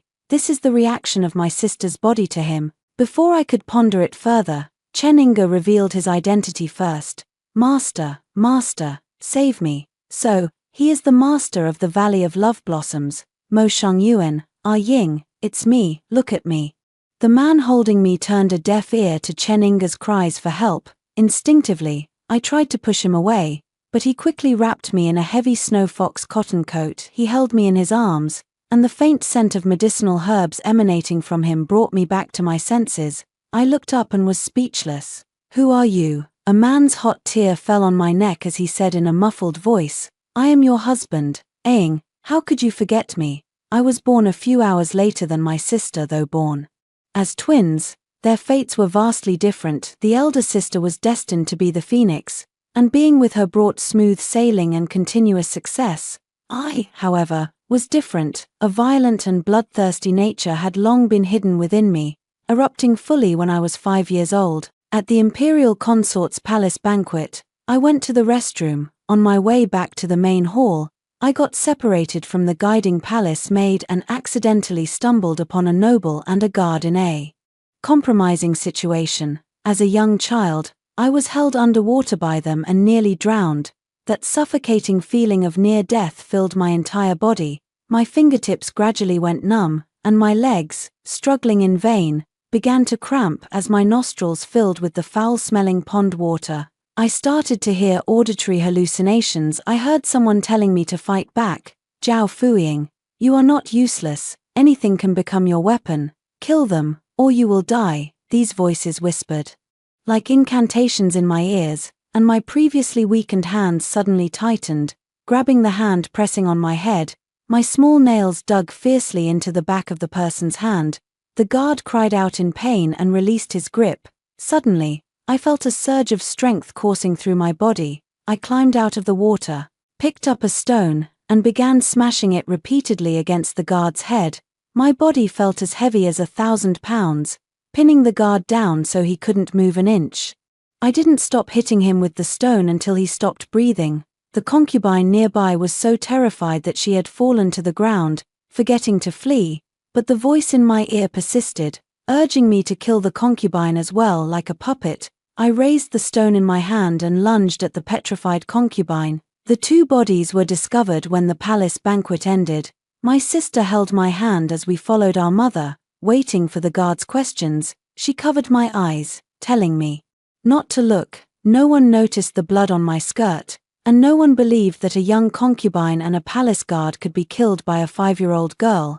After returning home, my sister noticed something was wrong with me. Under her patient comfort, I confessed everything about killing the concubine and the guard. My parents and elder brother remained silent for several days after finding out, but my sister fearlessly held me in her arms and firmly believed in me. Perhaps Aang has encountered some evil spirit, or maybe she was pushed to the brink and became violent. We need to help Aang, not casually abandon or give up on her. Later, my elder brother traveled extensively and found a very secluded valley. The valley was filled with many medicinal herbs and inhabited by a group of people who called themselves the Love Flower Valley residents. At the age of 10, my sister accompanied me to settle in Love Flower Valley. I underwent treatment from the old valley master, who was always accompanied by a young apprentice, a tall and slender boy the same age as my sister. He is Mo Shengyuan, and I have known him for many years. At the age of 13, my sister was taken back to the mansion by our mother, while my father and brother went to the battlefield. I, however, remained in Qinghua Valley to recuperate. Mo Shengyuan treated me very well. The taciturn young man was not good at expressing himself, but he took care of me with all his heart. I have lived in Love Flower Valley for nearly 5 years, neither too long nor too short a time. Mo Xiangyuan has gone from being a young apprentice to the Valley Master, inheriting the legacy of the old master. While taking care of me, he has also devoted himself to researching medicines. He would often take me by the hand under the moonlight, avoiding the others, and sit with me quietly on the lush, flower-filled meadow, just watching me. After a while, a look I couldn't quite understand would appear in his eyes.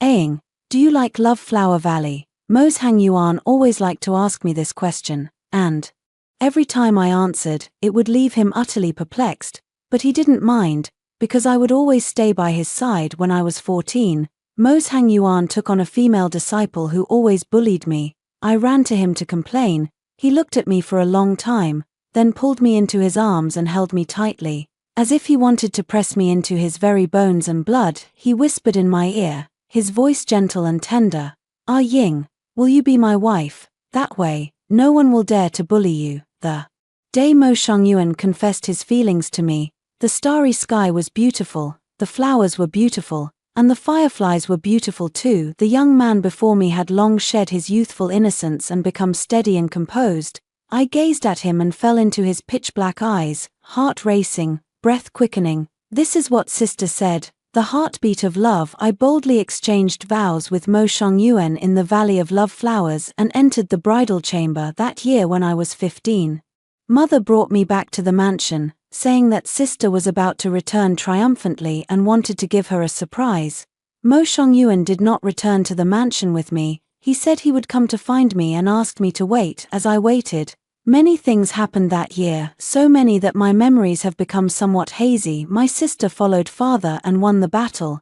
Emperor Qing was so pleased that he granted her the title of Flying Fox General and entrusted her with the command of 100,000 elite soldiers from Yuzhou. That year, the Zhao family in the capital produced a female general, but also a madwoman. Shortly after returning to the estate, I lost control once again. I accidentally killed the arrogant and unreasonable youngest son of Minister Li from the Ministry of Personnel, who had nearly tarnished my innocence.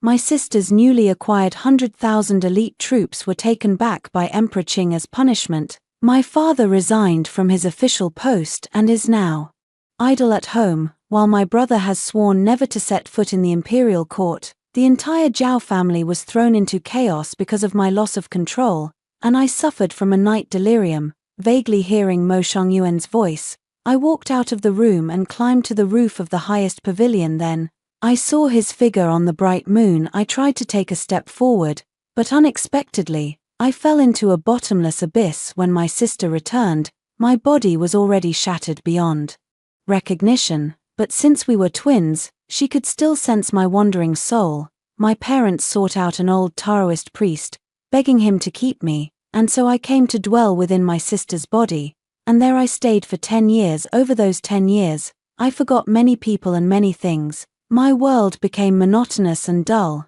and the one I loved most became my sister, because she, using her own body to nurture me, allowed me to remain in this world until my sister had an accident. She and Xie Fake risked their lives to make me use my violent abilities again to fight the enemy. That day, I did not take over my sister's body first. The first person I took over was Xie Fake. When he splattered blood on the talisman, he pulled me into his body, and the violence erupted instantly. I held his long sword and killed many people until I lost control. My sister struggled to stop me, using her own blood to awaken me, but in the end, I accidentally killed Xie Fake. Yet, I have been through so much. But where is Mo Xiangyuan now? I no longer love him. I was taken by Mo Xiangyuan back to his small courtyard in the capital. I was surprised by the emperor's compliance with his words, despite the uproar I, the crown prince, and others had caused at the city gate. The emperor allowed him to take me away without even asking a single question. However, the people who returned with him also included Juan and Chen Inga. I stared at Chen Inga for a long while, but still couldn't recall who she was. I only vaguely remember that Mo Xiangyuan had a disciple, a woman. Mo Xiangyuan, your previous disciple, is it her? I pointed at Chen Inga, whose face turned pale as she knelt in the courtyard. Not daring to look up, Mo Xiangyuan took a clean handkerchief and wiped my face. his movements were gentle and slow, as if I were a porcelain doll that would shatter with the slightest force. His fingers, distinct and bony, brushed over my brows and eyes, with a restrained tenderness. Finally, after tidying my disheveled hair and wiping the grime from my face, he spoke softly. "No, our Yuan has been dead for 3 years." Hearing this, Cheninga's face turned even paler, her guilt clearly visible. I stared at her and grinned. "Then who is your current disciple?" "I have no disciple." "Then who is she?" I pointed at Cheninga, smiling brightly because she was afraid. She was actually afraid of her own favorite master. "She is my master's daughter, not my disciple, and I have no authority to manage any of her affairs." He brought a basin of water to me, carefully took off my shoes and socks, and spoke without looking up, while Cheninga, with tears in her eyes and a pitiful expression, looked down sorrowfully. My cold feet touched his warm palms, and when he felt the scars of varying depths, his eyes reddened. "My memory of Mo Shongyuan is too vague. I never knew he was so prone to tears." After soaking my cold feet in the hot water for a while, the tense feeling throughout my body relaxed a lot. I leaned back in the chair, watching Cheninga's eyes that seemed ready to devour someone. Feeling utterly delighted, Mo Shongyuan personally wiped my legs and prepared new shoes and socks for me. Perhaps it was too intimate, which stirred Juan's dissatisfaction. He sat on the ground, panting heavily, with blood still trickling from the corner of his mouth. "Dr. Mo, could you take a look at me first? I feel like my bones are broken."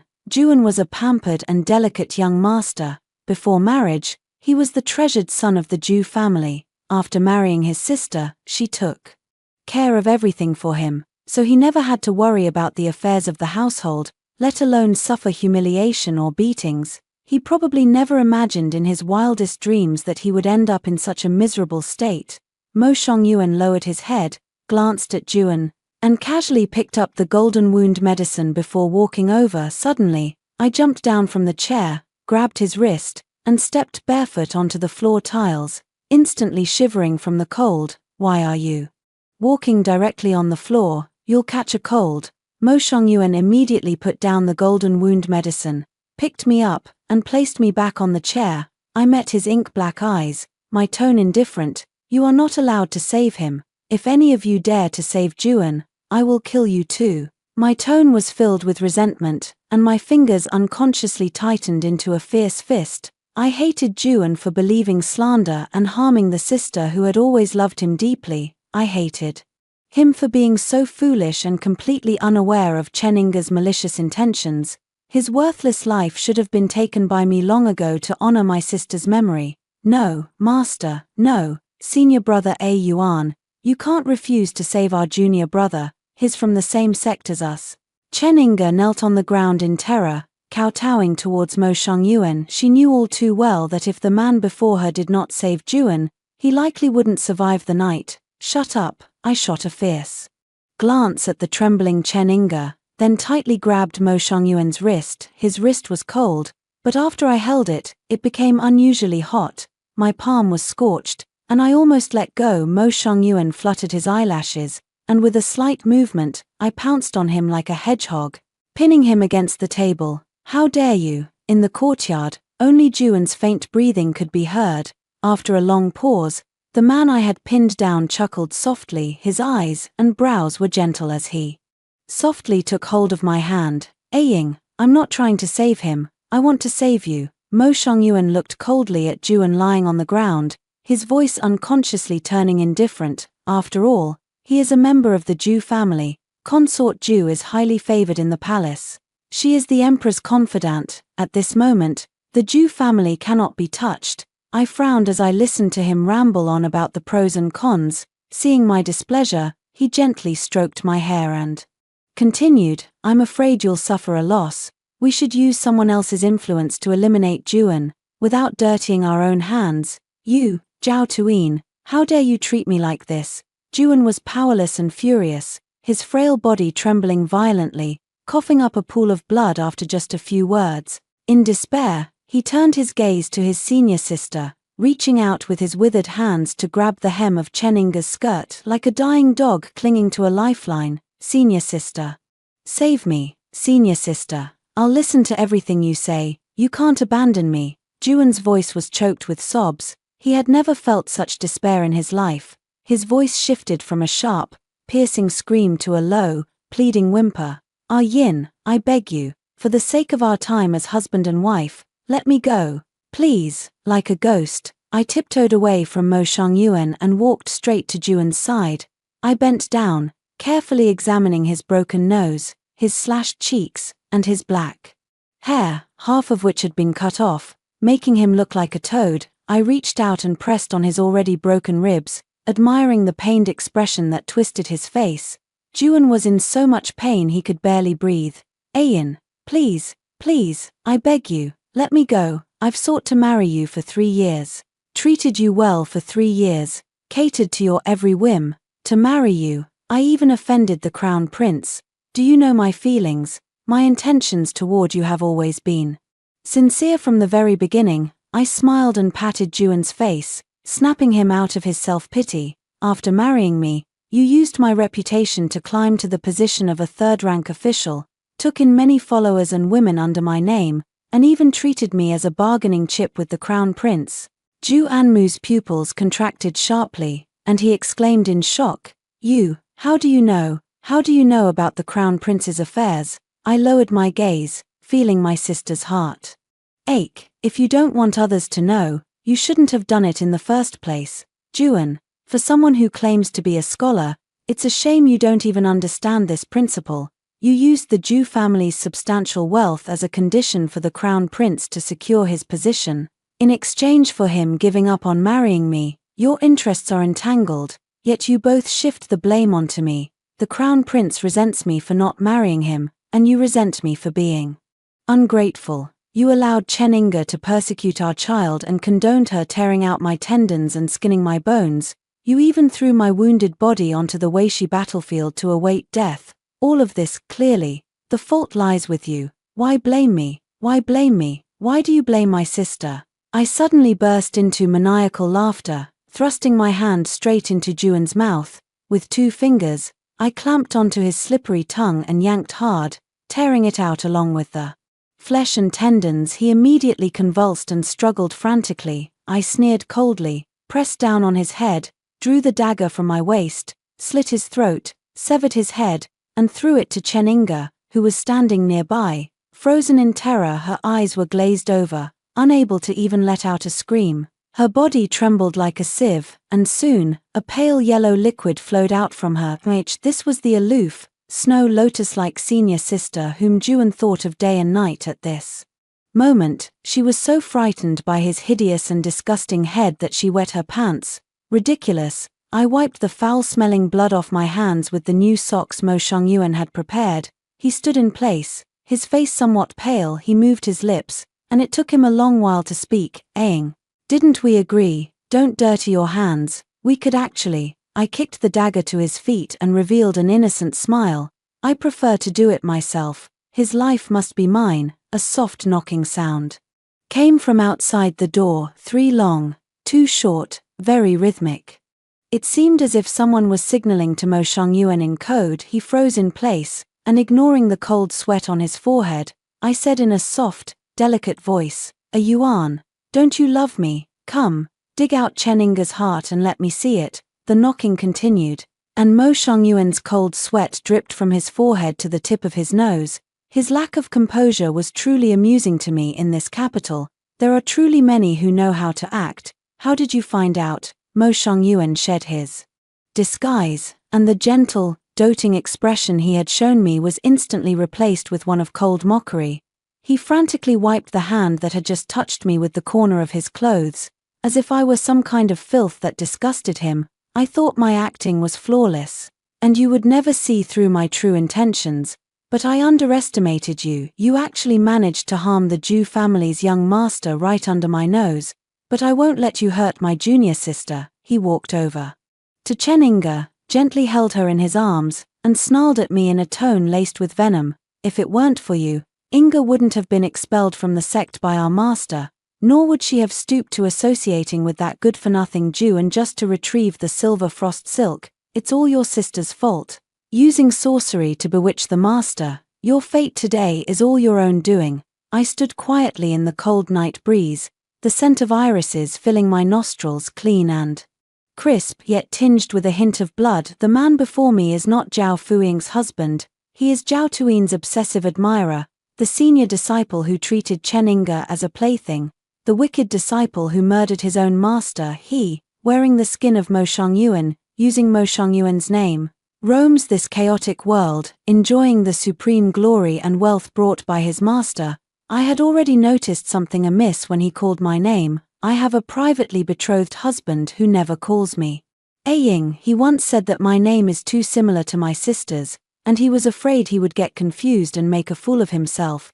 Zhao Fuying, since you love irises the most, shall I plant the entire valley with them? Zhao Fuying, for the rest of my life, may I call you a yuan, a yuan, a yuan? I am the only iris that blooms in his abyss of suffering. Yet the false Mo Shongyuan claims that his disciple, a yuan, died 3 years ago. But how could he know that Mo Shongyuan never had a disciple?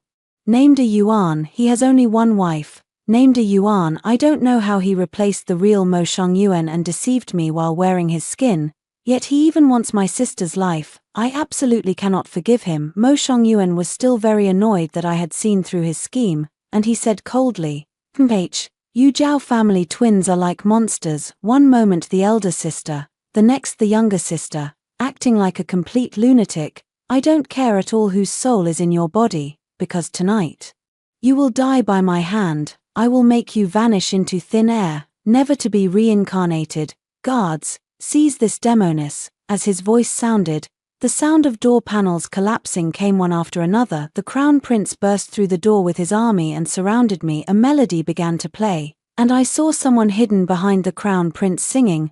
The song carried me back to the most leisurely days in the Valley of Love Flowers, where I held Mo Shongyuan's hand, strolling through the iris fields, feeling the breeze, and laughing as we counted butterflies together. I was trapped in the memories, unaware that the crown prince had given the order, and all the soldiers drew their swords against me. They drove the knife tip into my body. I heard the sound of skin tearing, the sound of bones shattering, heard their mocking laughter, heard their curses directed at me. They cursed me and my sister, condemning us to never be reborn as humans, but to live as livestock, to be slaughtered at will. How ridiculous! A group of spoiled young nobles who spend their days indulging in pleasure and idleness within the capital.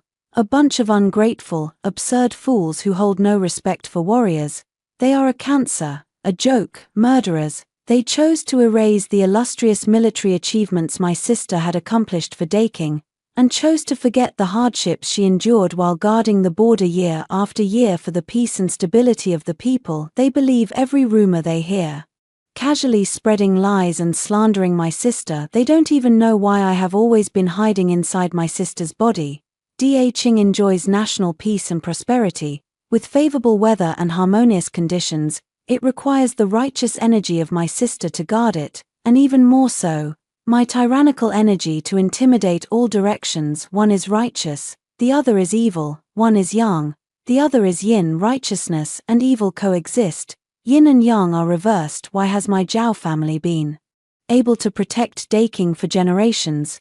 Besides the wisdom and talent of our ancestors, it is because the Zhao clansmen have sworn with their blood, willing to use the lives of successive generations to safeguard the eternal stability of Daking's lands, and my sister and I are the result of the Zhao family's many years of vows and prayers. My sister is the phoenix that guards the nation, and I am the Chelene that expands the territory for Daking. However, the current Emperor Qing, feeling his wings have fully grown, no longer needs the protection of my Zhao family. He used every means to push my sister into Juan's arms, ensuring that a woman from the Zhao family could not become the queen and wield power over the nation. He even used poison to trigger my violent tendencies, causing me to mistakenly kill my own husband, Mo Shongyuan. From then on, I was trapped in his spiritual world until my parents sought a talisman from an old Taoist, which freed me and allowed me to peacefully coexist with my sister. My blurred memories began to clear,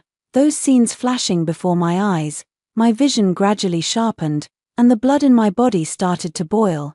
I know that the one who wants my sister and me dead has always been the Emperor of Daking, not anyone else. Unfortunately, The Qing Emperor will never know my deepest secret. 100 swords piercing my heart is the key to unlocking the seal on my memories. The incantation of 1,000 people is what restores my power to kill, and the last one is the exquisite blood sword in the Crown Prince's hand, which will pierce through my heart, and the blood jade on the blade will merge with my flesh and blood. I will become an immortal, undying monster, living forever in this world. Red walls and green tiles, lotus flowers blooming in pairs. I walked barefoot on the warm cobblestones, reaching out to pluck a beautifully blooming double hibiscus. The palace maids knelt on the ground, trembling with fear as they pleaded with me in shaky voices. Lady Yu, this is the prosperous hibiscus planted by the Empress herself. It took a long time to grow this one double-flowered stalk. If you just pluck it like this, I'm afraid it will bring great trouble. I sniffed the fragrance of the hibiscus flower, smiling as I tore the petals into pieces, then crushed the shattered, vibrant petals under my smooth feet, saying with a grin, "The Empress, do I even fear her? In this imperial harem, there is no one I, Xie Fuyuan, am afraid of." After saying this, I saw the chief palace maid beside the Empress storming toward me, raising her hand to slap me. Smack. "Xie Fuyuan, how dare you harm my people?" Smack. "Ah." I shook my reddened hand and smiled as I looked at the two women lying on the ground. One was the palace maid who had just tried to hit me, now spitting out broken teeth and not daring to make a sound. The other was her foolish, pig-like Empress, clutching her swollen and unsightly cheek, crying and shouting about executing my entire clan. "My apologies, Your Majesty." The Empress straightened up with the support of her attendants, but the pain in her cheek made it impossible for her to continue making faces at me or putting on airs. Holding a handkerchief to her face, she said resentfully, "Don't think you can act recklessly just because you're favored. I will make sure the court officials charge your Xie family with grave disrespect." I paid no attention to the Empress's words, but the scent on her made me sick. That scent could only belong to that woman. Within half a day after the Empress made her harsh statement, the Xie family had their military authority revoked. The eldest son of the Xie family, Xie Zhuansheng, was suspended from his duties and returned home, while Lady Xie closed her doors and refused visitors by dinner time. The Empress had triumphantly appeared before me again, mocking me for having fallen out of favor. The Emperor ultimately cares for me. All I need to do is show weakness and shed a few tears, and the little power your Xie family holds will be lost. I warn you. Don't be so arrogant and proud. You deliberately seduced the Emperor to bring you into the palace, and you even dream of competing with me. What a fool's fantasy. I smiled brightly at the Empress, and seeing her smug and foolish expression, I nearly burst out laughing. Late at night, lanterns were lit along the palace walls. I strolled along the lonely, deep, and secluded palace path, wearing a begonia-red dress. The golden hall echoed with continuous toasts, mingled with the rich aroma of fine wine, filling the air around me. I hid in the shadows, waiting for the Crown Prince to descend the steps alone, then stumbled and fell out into the open. "Who?" The Crown Prince stepped back in surprise, but his hands instinctively caught my limp body. The intense fragrance of hibiscus made him unconsciously lean closer to my neck. I clung to the Crown Prince's arm, my fingertips gently tracing the veins on his wrist, strong and resilient, faintly shimmering with a silver glow. Finally found it. This is Sister's silver frost thread. So, they are all by the Crown Prince's side. The Crown Prince casually smiled with a carefree air. "So it's Lady Yuan. Why are you alone in front of the Golden Palace?" I nestled pitifully in his embrace, tears welling in my eyes. "Please, Your Highness, persuade the Empress. I never meant to offend Her Majesty, yet she insists on punishing my brother. Your Highness, please help me." The Crown Prince reeked of alcohol. His eyes hazy with intoxication, his restless hands lingered at my waist for a long while before he suddenly swept me into his arms, his tone crude. All right, since you came to me yourself, I will help you, but you should also give me some sweetness in return." I leaned against his shoulder, looking at him with a pitiful expression. Just as his greasy lips were about to touch my cheek, he suddenly collapsed to the ground. I had inserted a silver needle into the Crown Prince's neck. "Come. It's your turn now." I beckoned to the man hiding in the shadows and kicked away the crown prince's filthy hand that had landed on my toes. Xie, with a cold expression, wrapped a garment around me. He gestured, and several exceptionally robust women emerged, dragging the crown prince toward the palace's rear mountains. Zhao Fuying, tomorrow the Xie family will relocate entirely. We will head south. Can you manage staying in the capital alone? Xie gaze was calm, like a deep, ancient well. I looked up at the solitary moon in the night sky, bright and clear, gentle yet powerful. My eyes fell on Xie face, and I smiled openly. Don't be afraid, I'm a monster. It's those people who should fear me. He remained silent for a long time, left me a pot of hibiscus wine, and then departed. He knew that I was about to perform a grand play. Now it's almost the end. I need to make the Xie family leave the capital as soon as possible. I don't want to see them end up like my sister, parents, and brother dead in this place. After all, it was the Xie family who helped me survive that conspiracy meant to kill me for their sake. I must devise a plan now. The trap is set. The crown prince staggered towards me on unsteady legs, his face swollen. He held me in his arms, babbling incoherently. Consort Yuan, you are truly a rare treasure. Last night we shared a night of passion. I will definitely plead your case before the emperor today, rest assured. I giggled and pushed him away.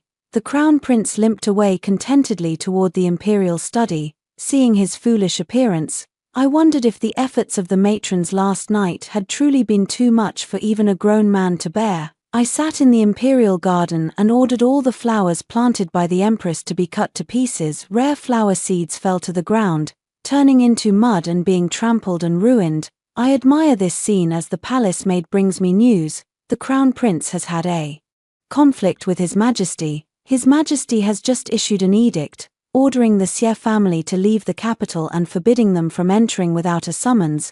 The palace maid watches me leisurely pinching fish food to feed the fish, looking deeply concerned. Your Highness, without the protection of the Xie family, you will find it difficult to move even a single step in the palace. I don't care. Soon, they all of them will become souls under my command. I will use their blood to pay tribute to my sister, and use their bones to build a brick, specifically for people to trample upon. As the blood-red sunset faded, I draped myself in my sister's pure white flying fox cloak and walked step by step toward the crown prince's bedchamber.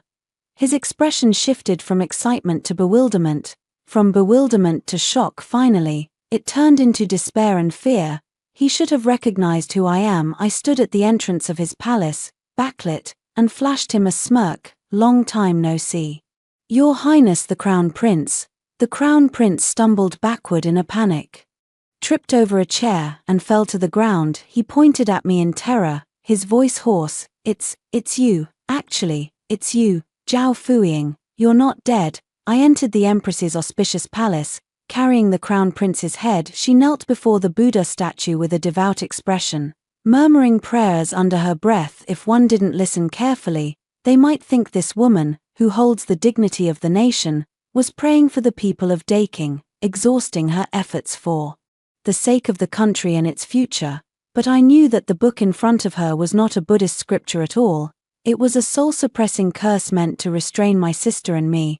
But I wasn't afraid at all. The slaughter of that day failed to kill me. Now that I have been reborn, I will surely make a comeback. With my immortal body, why should I fear mere ants? Hearing the door open, the Empress thought it was a palace maid and continued to roll the body beads in her hand with her eyes closed. Why are you so clumsy? Have you completed the task I assigned you? Must kill all the Xie family members before dawn. Such a trivial matter shouldn't be difficult for you. I've been nourishing you with my vital blood, so you'd better handle it efficiently. Did you hear that? Cheninga, so you were hiding here. Hehe. I let out an excited laugh, starting with a suppressed chuckle behind my hand and then bursting into uproarious laughter. The Empress turned her head in shock, the body beads in her hand scattering across the floor with a clatter. A plump, translucent bead rolled to my feet. I picked one up, pinched it between my fingers, and a pile of ash flew from my palm. I threw the Crown Prince's head to the Empress. This noble woman was so terrified by her son's appearance that she screamed, Trembling as she tried to scramble up and flee outside, I grabbed her hair and yanked her to the ground, staring into her terrified eyes as I smiled gently. "Your Majesty, what's wrong? Why are you so afraid? I only came to deliver the crown prince's belongings to you, so why are you so frightened?" I smiled, grabbed the crown prince's head, and stuffed it back into the empress's arms. She trembled in terror, tears streaming down her face as she struggled frantically. It took her a long moment to regain her composure, and she hesitantly reached out to touch the crown prince's ashen face. You're insane. How dare you kill the crown prince? That is my son. That is the emperor's flesh and blood. He is the crown prince of Daking. Crack. I expressionlessly broke the empress's waist, and she collapsed on the ground like a kite with its string cut, in so much pain she couldn't speak. Suddenly, thunder and lightning flashed outside the palace. Just as a bolt of lightning struck the empress's face, she glared furiously, her mouth wide open, a crimson tongue hanging from the corner of her lips. By the light of the moon, I tore out her shoulder blades with my bare hands, leaving behind a pool of blood and flesh, which I hastily scooped up with a chamber pot. I placed the shoulder blades on the ground, examined them carefully, and smiled. These did not belong to the empress, nor did they belong to Chen Yinge. "This is Mo Shongyuan's. I've found you." I lifted my leg and forcefully crushed the twisted collarbone, stomping the hidden talisman inside to pieces. In the pitch-black palace, two people fell out from the mural. That is the enemy I've been searching for a long time, the one who escaped after being corrupted by me during that day's massacre. "Chen Yinge, Mo Shongyuan, I have finally found you." Chen Yinge spat at me with unwillingness before she died. Her eyes were still brimming with hatred. "Zhao Tuyin, you monster. Do you know why Emperor Qing wanted to kill you? Do you know why Juan suddenly grew cold and disdainful toward you? It's all because you have a monster for a sister. If you didn't have this sister, your life would be one of wealth and honor, standing above all others, but you insisted on nurturing her with your own body, raising her into a monster that no one can control. You deserve it. You're a monster too. Why would Brother A Yuan fall in love with her? Why does everyone want to marry you? You sisters are both no good. Everyone deserves to die." I forcefully dislocated her jaw. She struggled and mumbled, spitting out a lot of blood. "Chen Yinge, a wicked person does not deserve love, let alone the right to mention my sister's name. You seduced Juan and persecuted my sister, all just to bring Mo Shongyuan back to life. The silver frost thread is the only thing that stitched his body together. You must retrieve it." I leaned back on the soft couch, admiring Chen Yinge's pained expression. Picking up a lychee, I calmly recounted her crimes. But who was it that caused Mo Shongyuan's body to be torn apart, leading to his tragic death in the Valley of Love Flowers? It was you, Chen Yinge, who truly killed Mo Shongyuan, not me. Before I killed him, he had already been poisoned by you. I stuffed the shattered peeper bones into Chen Yinge's mouth. She whimpered and struggled, but still couldn't break free from my grasp. The shards of broken bones scraped her lips, pierced her gums, and tore through her throat. I stuffed the last piece in, and her eyes slowly dimmed.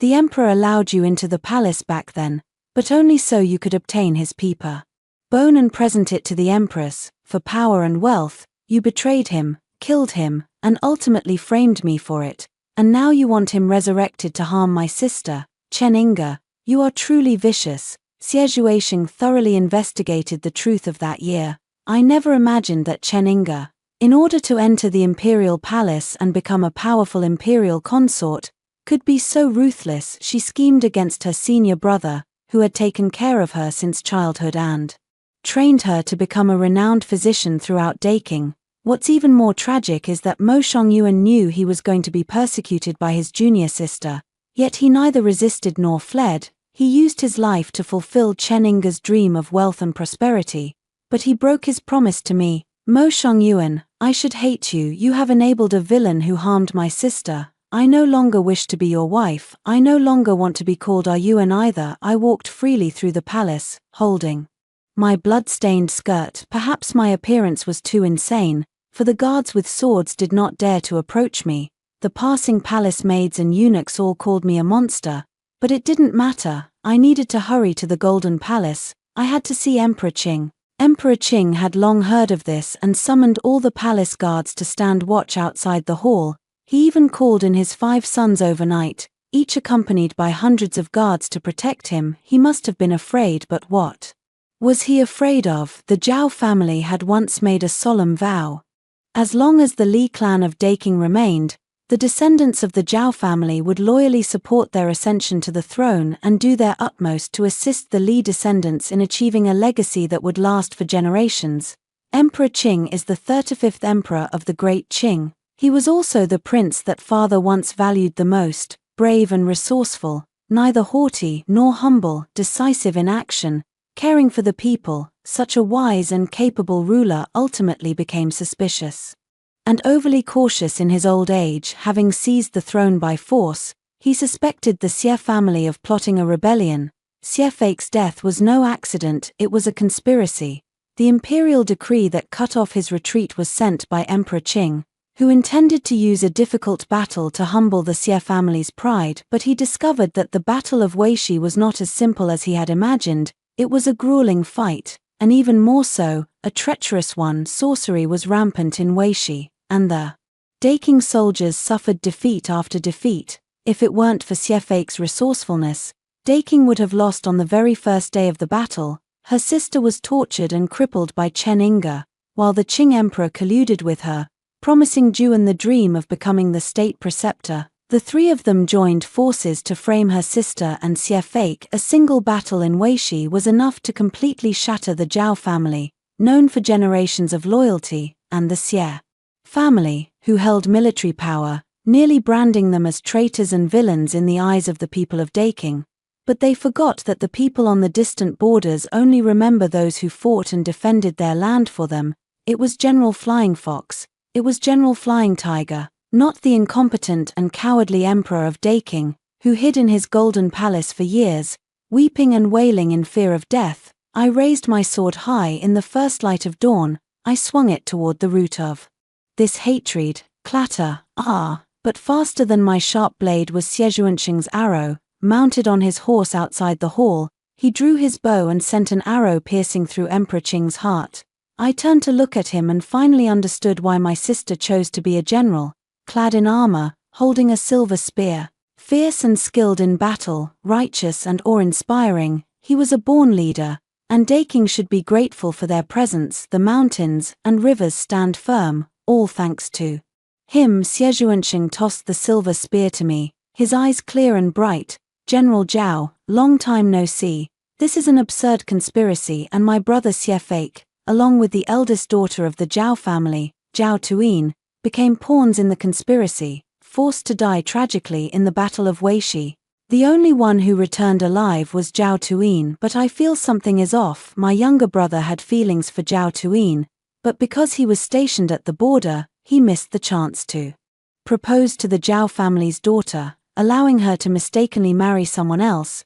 Zhao Tuin's eyes were bright and clear, and her posture was upright. It was the unique demeanor of a soldier, but when she returned that day, she was shrouded in gloom, confused and lost, a sinister and ruthless aura. She brought back her brother's body and suicide note, and should have been grateful to her, but her mother misunderstood her and publicly took action, causing trouble. I saw the brutality in her eyes that day, but it disappeared in an instant. Having known Zhao Tuyin for a long time, she had never been this unusually uneasy. A commotion at the city gate of the capital attracted the crown prince and the mysterious doctor.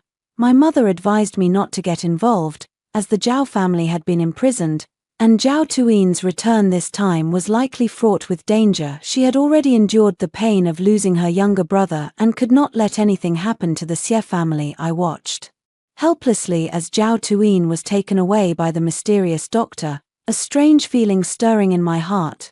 Back at the Xie residence, my mother, overwhelmed with grief, had yet to open my younger brother's suicide note. I'm afraid he was saying goodbye to me, my poor child.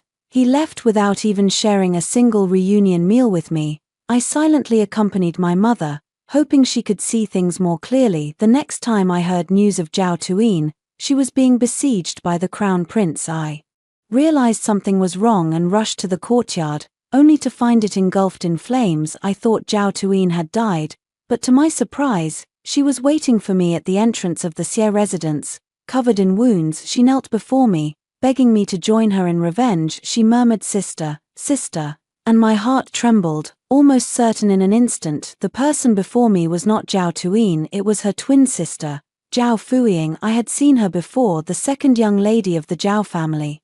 Known for her cruel and violent nature, I once witnessed her turn the tables on the consorts and guards who sought to harm her, and I also saw her sneak out of the Valley of Love Flowers to hunt down ferocious beasts. She is a very dangerous person. I did not agree to her request, but she told me with a smile that it was her younger brother's dying wish. Xie Fei's death was no accident. As his elder brother, you should investigate it thoroughly. For some reason, the doubts in my heart grew stronger. Without telling my mother, I let her stay at the Xie residence to recover from her injuries. After she recovered, she asked me to help her enter the palace. To kill the murderer, you must first get close to him. I asked her who the murderer was.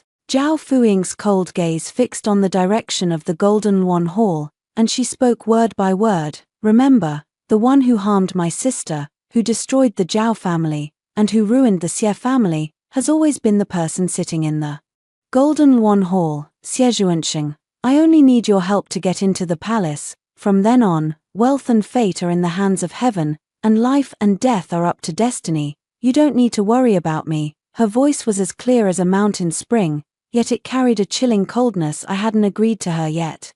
But my mother arrived. My mother brought my younger brother's suicide note and wanted to collaborate with Zhao Fuying. If a foolish ruler is in power, then why not overthrow the dynasty and start anew? I looked at the two women before me in astonishment. They were bolder and braver than I. Zhao Fuying's plan was simple, but I knew she was eager for revenge. I will help her find Chen Yinge and Mo Shangyuan as soon as possible. That is her heart's disease. If it is not eliminated, I'm afraid killing Emperor Qing will be of no use. My younger brother mentioned in his suicide note to keep an eye on Zhao Fuying, as she might lose control. So, on the day the Xie family was leaving the capital, I wanted to take her away. I'm not quite at ease with her facing those wolves and tigers alone. Later, I realized that she is the one who devours people. Others are even more afraid of her, but I couldn't let go of my worries, and I rushed over just as she was about to kill Emperor Qing through a palace door.